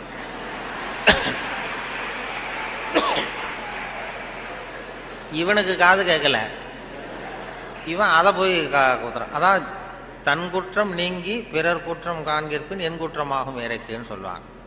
அதில் திருவள்ளுவர் இதில் என்னென்னா ரொம்ப கிட்டத்தில் நமக்கு புத்தி சொல்கிறவர் அவர் தான். மற்றவங்களாம் எட்டத்துலேருந்து சொல்லுவாங்க. நீங்கள் நல்லது செஞ்சால் எதுக்கும் கவலைப்படாதீங்க அப்படின்னு எத்தனையோ பேர் உபதேசம் பண்ணுவாங்க. நமக்கு நீ நல்ல காரியம் செய்கிறது நல்ல காரியமா, எதுக்கும் கவலைப்படாது, நீ பாட்டு செஞ்சுட்டு போடா அப்படிம்பாங்க. திருவள்ளுவரை சொல்ல கிட்ட நீ நல்லது செஞ்சாலும் தப்பு வந்துடும் ஜாக்கிரதையாரு அப்படின்னு சொல்லிட்டு போகிறார். அது நம்ம மேலே ரொம்ப அக்கறை உள்ளவங்க தான் அதை சொல்லுவாங்க. பலனை பற்றி கவலைப்படாத, நீ பாட்டு எதை வேணாலும் செஞ்சுட்டு போ, கடமையை செஞ்சுட்டு போடான்னு உபதேசம் பண்ணுறது இருக்காங்க நிறையா. நன்று ஆற்றல் உள்ளும் தவறுண்டு, அவரவர் பண்பறிந்து ஆற்றா கடை, நீ நல்லது செஞ்சால் கூட தப்பு வந்துடும் ஜாக்கிரதையாரு அப்படின்னாரு. அது நம்ம பேரில் அக்கறை, அவ்வளவு அக்கறை உள்ளவங்க தான் அதை சொல்ல முடியும். இப்போ ஒருத்தன் ஒரு தெருவில் ஒருத்தன் குடிகாரன் நடு ராத்திரி 12 மணி ஆடிக்கிட்டே நிற்கிறான். ஒரு பெரியவர் வந்தார். இந்த நேரம் அப்படி அநியாயமாக அப்படி ஆடிட்டு நிற்கிறீ, உங்கள் வீடு எங்கடா இருக்குன்னா அண்ணாந்து பார்த்தான். பக்கத்தில் பார்த்தார், ஒரு மாடிப்படி மாதிரி படிப்படியாக இருக்குது. அங்கே ஒரு ரூம் இருக்குது, கதவு இருந்தது. அங்கே தான் இருக்கேன்னா பிடிச்சி எடுத்துகிட்டு போனார். வாடா உன்னை கொண்டு வீட்டில் விட்றேன்னா வரமாட்டேங்கிறான். நீ வாடான்னு வலுக்கட்டாயமாக அந்த பெரியவர் அந்த குடிகாரனை பிடிச்சி தரன்னு இழுத்துட்டு போய் மாடிப்படியில் இந்த கதவை திறந்து உள்ற போய் படுறா அப்படின்னா போக மாட்டேங்கிறான். ஒரு வலுக்கட்டாயமாக கழுத்தை பிடிச்சி உள்ற தள்ளி கதவை சாத்திவிட்டு இறங்கி வந்துட்டார். அப்பாடா ஒரு நல்ல காரியம் பண்ணோம். வந்தால் இன்னொருத்தன் அதே மாதிரி ஆடிட்டு வரான் கீழே. நீ என்னடா பண்ணேன்னா இவனும் அதே மாதிரி ஆடுறான். சரி வாடா உனக்கும் இங்கே தான் நான் அண்ணந்து பார்த்தான். சரி வா அங்கே தான் தங்கியிருக்கேன்னு பிடிச்சி தரன்னு இழுத்துட்டு போய் கதவை திறந்து போடான்னு அவனும் போக மாட்டேங்கிறான். அவனையும் வலுக்கட்டாயமாக தள்ளிவிட்டு மூடிவிட்டு கீழே இறங்கி வந்தார். வந்தால் 3வது ஆள் ரொம்ப பயங்கரமாக ஆடிட்டு வரான். எத்தனை பேருடா இன்னைக்கு இப்படி புறப்பட்டுருக்கீங்க, எல்லாம் அங்கே தான் இருக்கீங்களா அப்படின்னு சொல்லி வாடா மேலேன்னு கூப்பிட்டார். நான் வரமாட்டேன்னு கத்தினான். அதெல்லாம் முடியாது, ஒன்று அங்கே விட்டுட்டு தான் போவேன்னு அவர் என்ன பெரியவர் இழுக்கிறார். இழுத்ததும் உடனே போலீஸ்ன்னு கத்திருக்கான். போலீஸ்காரர் வந்துட்டார். அந்த போலீஸுக்காரர்கிட்ட அவன் புகார் பண்ணுறான். இந்த பாருங்கள் சார், யாரோ ஒரு பெரியவர் என்னை இந்த வழியாக மேலே கொண்டு போய் அந்த கதவை திறந்து அந்த பக்கமாக இருக்கிற குப்பை குழியில் தள்ளி தள்ளி விட்டுக்கிட்டு இருக்கிறார் 3 தடவையா. நான் இறங்கி இறங்கி கீழே வந்துகிட்டு இருக்கேன். இன்னும் 2 தரம் தள்ளி விட்டாருன்னா செத்து போடுவோம் சார் அப்படின்றான். இதான் நன்று ஆற்றல் உள்ளும் தவறுண்டு, அவரவர் பண்பறிந்த ஆற்றா கடை. நீ நல்லது தான் செஞ்சார், தப்பு வந்துடும், அது அவ்வளவு தூரம் அவர் தான் சொல்ல முடியும். அந்த நன்று ஆற்றல் உள்ளும் தவறுண்டு, அவரவர் பண்பறிந்த ஆற்றா. நல்லதுன்னு செய்வாங்க. இப்போ ஒருத்தன் யார்கிட்டையும் நண்பர்கள்ட்ட கேட்டான், ஒரு 100 ரூபா கொடுங்கடா, ஏதாவது தொழில் செஞ்சு பொழைச்சிக்கிறேன்னு. யாருமே கொடுக்கறதுக்கு ஆள் இல்லை, பரவாயில்ல. உடனே அவன் என்ன பண்ணால், சரி மனிதர்கள் யாரும் நமக்கு உதவி பண்ண மாட்டேங்கிறாங்க, நமக்கு தேவை ஒரு 100 ரூபா, இது கடவுளுக்கே ஒரு லெட்டர் போட்டு பார்ப்போம், அவர் தானே எல்லாரையும் படைச்சார், அவர் கொடுக்குறாரா பார்ப்போம். ஒரு போஸ்ட் கார்டு வாங்கினான். போஸ்ட் கார்டை வாங்கி அதில் அன்புள்ள கடவுள் அவர்களுக்கு வணக்கம், எனக்கு மனிதர்கள் யாரும் உதவி செய்ய மாட்டேங்கிறாங்க, எனக்கு ஒரு 100 ரூபா இருந்தால் அதை வச்சு நான் பொழைச்சிக்குவேன், நானே ஒரு 100 ரூபாயை எனக்கு அனுப்பி வைக்கும்படி கேட்டுக்கொள்கிறேன்னு போட்டு கையெழுத்து போட்டான். போட்டு அந்த பக்கம் திருப்பி அட்ரஸ் எழுதணும்ல, பெறுகிறவர் முகவரி, உயர்திரு கடவுள் அவர்கள், அப்புறம் தெரு நம்பர், வீட்டு நம்பர், தெரு ஒன்றும் தெரியல. யோசிச்சான், கடவுள் அட்ரஸ் எப்படி கண்டுபிடிக்கிறது யோசிச்சு, சரி எல்லார் அட்ரஸும் போஸ்ட் மாஸ்டருக்கு தெரியும் அப்படின்னு சொல்லி கடவுள் கேரா போஸ்ட் மாஸ்டர் அண்ணாமலை நகர் சிதம்பரம்னு போட்டு விட்டான். அந்த போஸ்ட் மாஸ்டர் ஒரு நல்ல எண்ணம் படைச்சவர். அவர் என்ன பண்ணிட்டாரு, யாரோ ஒருத்தன் அப்பாவித்தனமாக 100 ரூபா கேட்டிருக்கான், நாமளே அனுப்பிச்சிருவோம், கடவுளுக்கு அனுப்பியிருக்கான் அப்படின்னு சொல்லி அங்கே போஸ்ட் ஆஃபீஸில் வேலை செய்கிறவங்கள்ட்டெல்லாம் உங்களால் முடிஞ்சதை கொடுங்கப்பா, ஹெல்ப் பண்ணுங்க, அவனுக்கு உதவி பண்ணுவோன்னா ஆளுக்கு உடனே 5-10 எடுத்து கொடுத்தாங்க. எல்லாரும் சேர்த்தா ஒரு 90 ரூபா சேர்ந்து போச்சு. உடனே சேர்ந்த வரைக்கும் அனுப்பிச்சிருவோம் அப்படின்னு சொல்லி மணி ஆர்டர் ஃபார்ம் எடுத்தார். மணி ஆர்டர் கமிஷனையும் அவரே ஒத்துக்கிட்டார். அவரே எடுத்துக்கிட்டு அந்த சேர்ந்த பணம் 90 ரூபாய் வச்சு அந்த அவனுக்கு அனுப்பிச்சிட்டார். அவன் வாங்கிட்டான். வாங்கி 90 ரூபா வாங்கிட்டு மறுபடியும் ஒரு போஸ்ட் கார்டு வாங்கினான். வாங்கி மறுபடியும் கடவுளுக்கே ஒரு லெட்டர் எழுதினான். அன்புள்ள கடவுள் அவர்களுக்கு வணக்கம், நீங்கள் அனுப்பிய பணம் வந்து சேர்ந்தது, ரொம்ப நன்றி. இருந்தாலும் உங்களுக்கு ஒரு யோசனை சொல்ல விரும்புகிறேன், ஆலோசனை, அறிவுரை. இனிமேல் நீங்கள் எனக்கு பணம் அனுப்பும் பொழுது போஸ்ட் மாஸ்டர் மூலமாக அனுப்ப வேண்டாம், அவர் ஒரு 10 ரூபாயை எடுத்து வச்சுக்கிறார் அப்படின்னா. நல்லது செய்ய போய் கெட்ட பேர் வந்துடுது பாருங்க. இதான் நன்று ஆற்றல் உள்ளும் தவறுண்டு, நன்று ஆற்றல் உள்ளும் தவறுண்டு, அவரவர் பண்பறிந்த ஆற்றா கடை அப்படிங்கிறது அதான். அப்படி அதை பண்ணியிருக்கிறாங்க. அதை ரொம்ப அருமையாக இவர் சுத்தானந்த பாரதியார் மொழிபெயர்ப்பு இருக்கு, ஆங்கில மொழிபெயர்ப்பு. அதை திருக்குறள் தமிழில் எப்படி எழுதியிருக்காரோ அதே அழகில் அவர் ஆங்கிலத்தில் மொழிபெயர்த்திருக்கிறார். சுத்தானந்த பாரதியாருடைய ஆங்கில மொழிபெயர்ப்பு பார்த்தீங்கன்னா அப்படியே இருக்கும். அதாவது உடம்போடு உயிரிட என்ன, மடந்தையோடு எம்மிடை தொடர்புன்னு ஒரு திருக்குறள் இருக்கும். அதாவது இந்த பெண்ணுக்கும் எனக்கும் உள்ள தொடர்பு எப்படின்னா உடம்புக்கும் உயிருக்கும் உள்ள தொடர்பு மாதிரி அப்படின்னு அந்த இதில் திருவள்ளுவர் எழுதிப்பார். உடம்போடு உயிரிட என்ன, மற்றென்ன மடந்தையோடு எம்மிடை தொடர்பு. அதை சுத்தானந்த பாரதியார் மொழிபெயர்த்திருக்கிறார். The love between me and this lady is like bond between soul and body, இப்படி எழுதியிருக்கு. அதே போல் 2 வரியில் அந்த காலத்தினால் செய்த நன்றி செய்த ஞாலத்தின் மானப்பெரிது, அது மாதிரி a help rendered in hour of need, so though smaller greater than the world அப்படின்னு இப்படி அழகாக அதை பண்ணியிருப்பார். இவர் சொன்ன அந்த நம்ம நாவலர் நெடுஞ்செழியன், அவர் அந்த திருக்குறள் மொழிபெயர்ப்பு வந்தப்போ வானொலி நிலையத்துக்கு வந்திருந்தார். அப்போ முன்னாடி ஒரு அறையில் உட்காந்து பேசிகிட்டு இருக்கிறோம், அவர் பதிவுக்கு முன்னாடி. அப்போ கேட்டார், நீ என்ன படிச்சிருக்கேன்னு என்ன கேட்டார். நான் வந்து விவசாயம் படிச்சிருக்கேன் சார் அப்படின்னு. விவசாயம் படிச்சிருக்கேன்னா அப்போ உங்ககிட்ட தான் ஒரு கேள்வி கேட்கணும் அப்படின்னு கேட்க ஆரம்பித்தார். என்ன சார் கேட்க போறீங்கன்னா, இந்த காலத்தினால் செய்த நன்றி செய்தேனும் ஞாலத்தின் மான பெரிதுன்னு ஒரு திருக்குறள் இருக்குல்ல. ஆமான்னு. அது வந்து அது பொருத்தமாக இல்லையே அந்த உதாரணம்னார். என்னன்னு கேட்டேன்.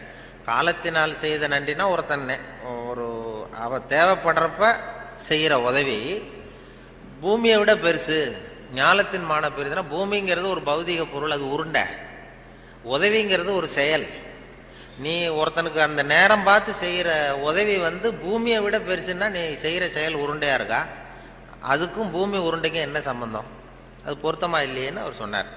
நெடுஞ்சு ஆமாம் சார் எனக்கும் அது பொருத்தம் அப்படி தான் தெரியுது அப்படின்னா. இல்லை நீ விவசாயம் படித்ததுனால கேட்டேன் உங்ககிட்ட அப்படின்னு சொல்லிட்டு அப்புறம் அதுக்கு அவர் விளக்கம் கொடுத்தார். அது அப்படி இல்லை தம்பி அப்படின்னு சொல்லிட்டு, காலத்தினால் செய்த நன்றிங்கிறது நேரம் பார்த்து உதவி செய்கிறது. பூமி வந்து உடனே உதவி செய்யாது. அது எப்படின்னா, இன்னைக்கு ஒரு கத்திரிக்காய் செடியை நட்டின்னா ஒரு 4 மாதம் கழிச்சு தான் கத்திரிக்காய் காய்க்கும். இன்னைக்கு ஒரு நெல்லை நடவு பண்ணினா ஒரு 3.5 மாதம் 4 மாதம் கழிச்சு தான் உனக்கு பலன் கொடுக்கும். 4 மாதம் கழித்து பலன் கொடுக்குற பூமியை விட உடனே செய்கிற உதவி பெருசு இல்லையா? அதனால தான் காலத்தினால் செய்த நன்றி செய்தேன்னு ஞாலத்தின் மான பெரிது அப்படின்னார். இதை நாவலர் நெடுஞ்செழியன் சொன்னார். அப்படி அவரெல்லாம் அவர் அரசியலுக்கு வந்திருக்க வேண்டியதில்லை, இலக்கியத்தோடு இருந்திருந்தா நல்லா இருக்கும்னு சொன்னார். அப்புறம் அடுத்த கேள்வியும் கேட்டார், அவர் விடலை. அப்புறம் நிலையில் தெரியாத அடங்கியா இருந்தோம். அப்புறம் கடலை விட பெருசி, அதாவது அப்படின்னு ஒரு இது, அதுக்கு அந்த திருக்குறளுக்கு ஒன்று சொன்னேன். நிலையில் தெரியாத அடங்கியான் தோற்றம் மலையினுமான பெரிதுன்னு ஒன்று. பயன் தூக்கார் செய்த உதவி நயன் தூக்கின் நன்றி கடலிற் பெரிது. அதாவது பயன் கருதாமல் செய்கிற உதவி கடலை விட பெருசுன்னு சொல்றாரு. கடலுங்கிறது விரிந்தது. பயன் கருதாமல் செய்கிற உதவிக்கும் கடலுக்கும் என்ன சம்பந்தம்னு கேட்டார், இந்த முதல் கேள்வி மாதிரி. அப்புறம் அவரே விளக்கம் கொடுத்தார். கடல் பயன் கருதி தான் நமக்கு உதவி செய்யும். அதாவது நம்மகிட்ட இருக்கிற தண்ணி ஆவியாக போய் மறுபடியும் மேகமாகி மறுபடியும் மழையாக பொழிஞ்சு அந்த தண்ணி மறுபடியும் நம்மகிட்டே வந்துடும் அப்படிங்கிற பயன் கருதி கடல் உதவி செய்யுது. அதை விட பயன் கருதாமல் செய்கிற உதவி பெருசு இல்லையா? அதனால தான் கடலை விட பெருசுன்னு சொன்னார் அப்படின்னு சொல்லி அவர் விளக்கம் அதை கொடுத்தார். இப்போ நிலையில் தெரியாத அடங்கியான் தோற்றம் மலையினுமான பெரிது. அதாவது மனசு அடங்கவனவன் மலையை விட பெருசு அப்படின்னா மலை அசையாமல் இருக்கிறது ஒன்றும் அதிசயம் இல்லை, மனம் அசையாமல் இருக்கிறது தான் அதிசயம். அதனால் மலையை விட பெருசுன்னு சொல்லி அவர் விளக்கம் கொடுத்துட்டு போனார். மனசை அசையாமல் வச்சுருக்கிறது ரொம்ப கஷ்டம். அது சொல்லிடலாம், மனசை நான் கட்டுப்படுத்துகிறேன்னு. ஒருத்தன் நான் என்ன பெரிய பெரிய துறவிகள்லாம் நான் மனசை கட்டுப்படுத்துகிறேன்னு ஒருத்தன் சவால் விட்டுட்டு போனானா, போய் என்ன பண்ணுறதுன்னா ஒரு நடு காட்டில் போய் உட்காந்துக்கிட்டான். மனசை கட்டுப்படுத்துறது என்ன பெரிய காரியம் நான் பண்ணுறேன் அப்படின்ட்டு அப்படியே உட்காந்தான். உட்காந்து பார்த்தா எதிரில் ஒத்தையடி பாதை, அதில் ஒரு நடனம் ஆடுற பொண்ணு போயிட்டுருக்கு. டான்ஸு ஸ்கூல் ஒன்று, டான்ஸு கற்றுக்கிறதுக்கு போயிட்டுருக்கு. இது என்ன இவ்வளோ தூரம் உட்காந்துருக்குறோம், இப்போவும் நமக்கு தொந்தரவாக இருக்குதே, கண்ணு இடைஞ்சலாக இருக்கேன்னு சொல்லி பார்த்தான். 8 மணிக்கு கிளாஸு தினம் போயிட்டுருக்கு. இப்போ பார்த்தான், ஒரு துணியை எடுத்து கண்ணை கட்டிட்டு உட்காந்துட்டான். இனிமேல் பார்த்துக்கோ, இனிமேல் ஒன்றும் ஆகாதுன்னு. மறுநாள் உட்காந்தா 8 மணிக்கு அந்த காலில் கட்டியிருக்கிற சலங்கை சத்தம் கேட்டுதான், ஜல் ஜல்லுன்னு. இது ஏது காது தொந்தரவாக இருக்குது அப்படின்னு சொல்லி காதையும் கட்டிவிட்டான். கண்ணையும் கட்டிவிட்டான். இனிமேல் ஒன்றும் இப்போ பிரச்சனை இல்லை. மறுநாள் காலையில் 8 மணிக்கு அது தலையில் வச்சிருக்கிற பூ வாசம் அடிச்சிருக்கு. இந்த பொண்ணு மூக்கையும் கட்டிவிட்டான். கண்ணு காது மூக்கையும் கட்டிவிட்டு இனிமேல் நான் மனசை கட்டுப்படுத்துறேன்னு உட்காந்தானா. மறுநாள் காலையில் 8 மணி ஆச்சு. அப்போ இவன் மனசு நினச்சிதான், இந்நேரம் அவள் போயிட்டு இருப்பா அப்படின்னு.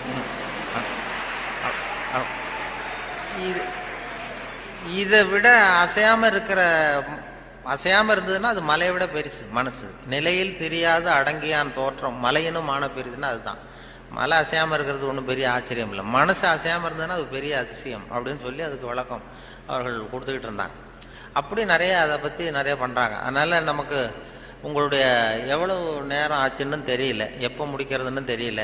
அது ஒரு கடிகாரம் வச்சா பரவாயில்ல. கடிகாரம் சொல்லுவாங்க பேச்சாளர்கள், சில பேச்சாளர்கள் ஆரம்பிச்சிருவாங்க, முடிக்க முடியாது, எப்போ முடிக்கிறதுன்னு தெரியாது. நெடுஞ்செழியனை பற்றி பேரறிஞர் அண்ணா சொல்கிறது உண்டு. நெடுஞ்செழியன் கூட்டம் நெடுஞ்செழியன் பேசி முடிக்கும் பொழுது அண்ணா சொல்லுவார், அவர் ஒரு பேசி முடிக்க போனார்னா அந்த பிளேன் அப்படி இறங்குறதுக்கு முன்னாடி 2 ரவுண்ட் அடிக்குது இல்லை மேலே, அது மாதிரி ஒரு 2 ரவுண்ட் அடிச்சுட்டு அப்புறம் தான் கீழே இறங்குவார் அப்படின்னு சொல்லி வேடிக்கை சொல்லுவார். அது மாதிரி பேச்சாளர்களுக்கு இப்போ ஒரு பேச்சாளர் பேசிக்கிட்டே இருந்தாராம், எவ்வளோ நேரம் ஆச்சுன்னு தெரியல. அப்புறம் சொல்லியிருக்காரு, ஐயோ உங்களை ரொம்ப நேரம் போர் அடிச்சிட்டோம் போல் இருக்கு, எனக்கு நேரம் போனதே தெரியல, கடிகாரத்தை பார்க்க மறந்துட்டேன் சார், மன்னிச்சுங்கன்னு இருக்கார். அப்போது ஒருத்தர் கோபமாக எழுந்திரிச்சு சொன்னாராம், ஏன் கடிகாரத்தை தான் பார்க்க மறந்த, பின்னாடி மாட்டிருக்கிற கேலண்டரையாவது பார்க்கக்கூடாதா அப்படின்னா. அப்படின்னா அவன் வாரக்கணக்கில் பேசிகிட்டு இருந்திருக்கான். போன ஆரம்பத்தில் முடித்து இந்த விழா முடிகிற வரைக்கும் பேசிகிட்டு இருக்கிறது மாதிரி ஆகிடும். அது அந்த பேச்சுங்கிறது அந்த கல்கி சொன்னார்ல, அது மாதிரி இருக்கணும்னு சொல்லுவாங்க. பேச்சு எதுவாக இருந்தாலும் ஒரு தன்னம்பிக்கை ஊட்டுறது மாதிரி இருக்கணுமா. ஒரு பேச கேட்டாலும் எழுத்தை படித்தாலும் அது படித்து முடித்ததும் நமக்கு ஒரு வாழ்க்கையில் ஒரு பிடிப்பு தன்னம்பிக்கை ஊட்டணும். ஒரு இளைஞன் வாழ்க்கையில் விரக்தி அடைஞ்சி தற்கொலை பண்ணிக்கலாம்னு போய் தண்டவாளத்தில் தலையை வச்சு படுத்தான். தண்டவாளத்தில் தலையை வச்சு படுத்துறான், எதுவும் வாழ்ந்து பிரயோஜனம் இல்லைன்னு விரக்தி அடைஞ்சிட்டான். படுத்துக்கிட்டு இப்படி பார்க்குறான், 2 பக்கமும் ரயிலே வரல. இது என்னடா தற்கொலை கூட பண்ணுறது சாத்தியமா இல்லையே அப்படின்னு பார்த்தான். அப்போ யாரோ ஒருத்தர் ஒரு பக்கத்தில் ஒரு பெரிய மைதானம், ஒரு பெரிய பேச்சாளர் பேசிகிட்டு இருக்காரு. ஆகா அங்கே யாரோ ஒருத்தர் பேசுகிறாரு, அதையாவது போய் கேட்டுட்டு வருவோம் கொஞ்சம் நேரம், இங்கே போர் அடிக்குது, அதுக்கப்புறம் தண்டவாளத்தில் தலையை வச்சு படுத்துருவோம். அப்படின்னு எழுந்திரிச்சு போனான். அங்கே போனால் ஒரு 2000 பேர் உட்காந்துருக்காங்க மைதானத்தில். பேசிகிட்டு இருக்கார் ஒரு பேச்சாளர் தன்னம்பிக்கைங்கிறத பற்றி. பேசி முடித்தார் 1 மணி நேரம். முடிச்சுட்டு எல்லாரும் கலைஞ்சி போயிட்டாங்க. அப்புறம் அந்த இளைஞன் போனான். போய் அந்த பேச்சாளர்கிட்ட, சார் நான் தற்கொலை பண்ணிக்கணுங்கிற எண்ணத்தோடு தண்டவாளத்தில் தலையை வச்சு படுத்திருந்தேன். உங்கள் குரல் கேட்டது, பேச்சு கேட்கணும்னு வந்தேன். 1 மணி நேரம் உங்கள் பேச்சை கேட்டேன். இப்போ அந்த தற்கொலை எண்ணத்தை மாற்றிக்கிட்டேன். நான் இனிமேல் தற்கொலை பண்ணிக்க மாட்டேன். எனக்கு வாழ்க்கையில் ஒரு தன்னம்பிக்கை வந்துட்டுது, பிடிப்பு வந்துட்டுது. அதுக்கு நீங்கள் தான் காரணம் அப்படின்ட்டுருக்கான். அது எப்படிடா அந்த முடிவுக்கு வந்தேன்னு கேட்டிருக்காரு அவர்.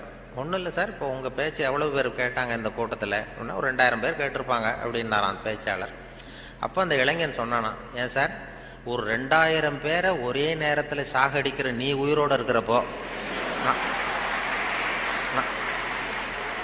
நான் எதுக்கு சார் சாகணும்? நான் எதுவும் எந்த தப்பும் பண்ணலையே சார், ஒன்றும் எதுவும் பண்ணல சார், நான் ஒன்றும் இப்போ பழச்சிக்குவேன் சார்ட்டு போட்டாரான். அப்படி வந்துடும் கதை.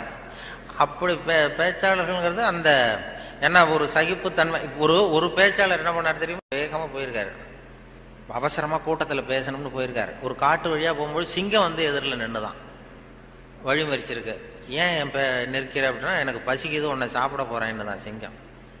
நீ என்ன இப்போ சாப்பிட்றாத, நான் ஒரு முக்கியமான கூட்டத்தில் பேசுறதுக்காக போயிட்டுருக்கேன், அதனால் அதை கெடுத்துறாத அப்படின்ட்டு. அது என்ன, உன் மீட்டிங்கை பற்றி எனக்கு கவலை இல்லை, உன் பேச்சை பற்றி எனக்கு, என் பசி தான் முக்கியம், உன்னை சாப்பிட போகிறேன். ஐயோ அவங்கெல்லாம் ஏமாந்துருவாங்க, ரொம்ப பேர் காத்துக்கிட்டு இருக்கிறாங்க பேச்சை கேட்கறதுக்கு, ஏமாந்துருவாங்க அப்படின்றாரு. இனி என்ன அவ்வளோ நல்லா பேசுவியா அப்படின்னு தான் சிங்கம். அதை ஏன் பேச்சை கேட்டால் அப்படியே கேட்குறவங்க மயங்கி விழுந்துருவாங்க. உடனே சிங்கம் சொல்லிச்சான், நீ இங்கேயே பேச, நான் மயங்கி விழறேன்னா பார்ப்போம் அப்படின்ட்டு. உடனே ஒரு ஆரம்பித்தார், பெரியோர்களே தாய்மார்களே அப்படின்னார். சிங்கம் அப்படியே கரகரகரகரன்னு சுற்றி விழுந்துடுது, மயக்கடிச்சு, அப்படியே மயக்கடிச்சு விழுந்துட்டுது. இவர் பார்த்தார், இதுதான் நமக்கு தப்பிக்கிறதுக்கு சரியான நேரம், இந்த மயக்கம் தெளி எழுந்திரிச்சு ஓடி போகணும் நம்ம அப்படின்னு. அப்படி பாம்பு நெளியிறது மாதிரி நெளிஞ்சு போனாராம். ஏன்னா எழுந்திரிச்சு நடந்தால் அதிர்ச்சியில் முழிச்சுக்கிட்டுதுன்னா என்ன பண்ணுறது, மயக்கம் தெளிஞ்சிரும்னு பாம்பு நெளிய மாதிரி நெளிஞ்சு கொஞ்சம் தூரம் போய் எழுந்திரிச்சு ஒரே ஓட்டமாக ஓடி போட்டார். ரொம்ப தூரம் போய் திரும்பி பார்க்குறார், அந்த சிங்கம் அப்படியே கிடக்குதா பின்னாடி துரத்துதான், வேர்த்து ஒழுகுது, மூச்சு வாங்குது. ரொம்ப தூரம் ஓடி போய் திரும்பி பார்த்தா சிங்கம் அப்படியே மயங்கி கிடக்கு, மயங்கி விழுந்தது அப்படியே கிடக்கு. இவர் அங்கேருந்து அந்த சிங்கத்தை பார்த்துட்டு மனசுக்குள்ளே நினச்சிக்கிட்டாராம், நல்ல வேளை நம்ம பேச்சை கேட்டுட்டு அந்த சிங்கம் மயங்கி விழுந்ததுனால நாம் தப்பித்தோம் அப்படின்னு அவர் நினச்சிக்கிட்டாராம். நம்ம பேச்சை கேட்டு மயங்கி விழுந்ததுனால தப்பித்தோம், நல்ல வேலை அப்படின்னு நினச்சிக்கிட்டாராம். அதே நேரம் சிங்கம் லேசாக தலையை தூக்கி ஒரு கண்ணால் அவரை பார்த்துட்டு இது நினச்சிக்கிட்டு தான், நல்ல வேளை மயங்கி விழுந்தது மாதிரி நடித்ததுனால நாம் தப்பித்தோம்,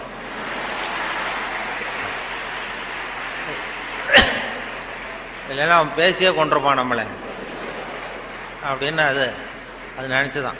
இப்போ எதுக்கு இது சொல்கிறேன்னா, இப்போ உங்கள் முகத்தையெல்லாம் பார்த்தா அந்த சிங்கத்தோட முகம் மாதிரி தெரியுது எனக்கு. ஆமாம், அது என்ன, எந்த எந்த இதில் இருக்கீங்க என்ன ஏதுன்னு அது புரிஞ்சுக்கிறது ரொம்ப கஷ்டம்.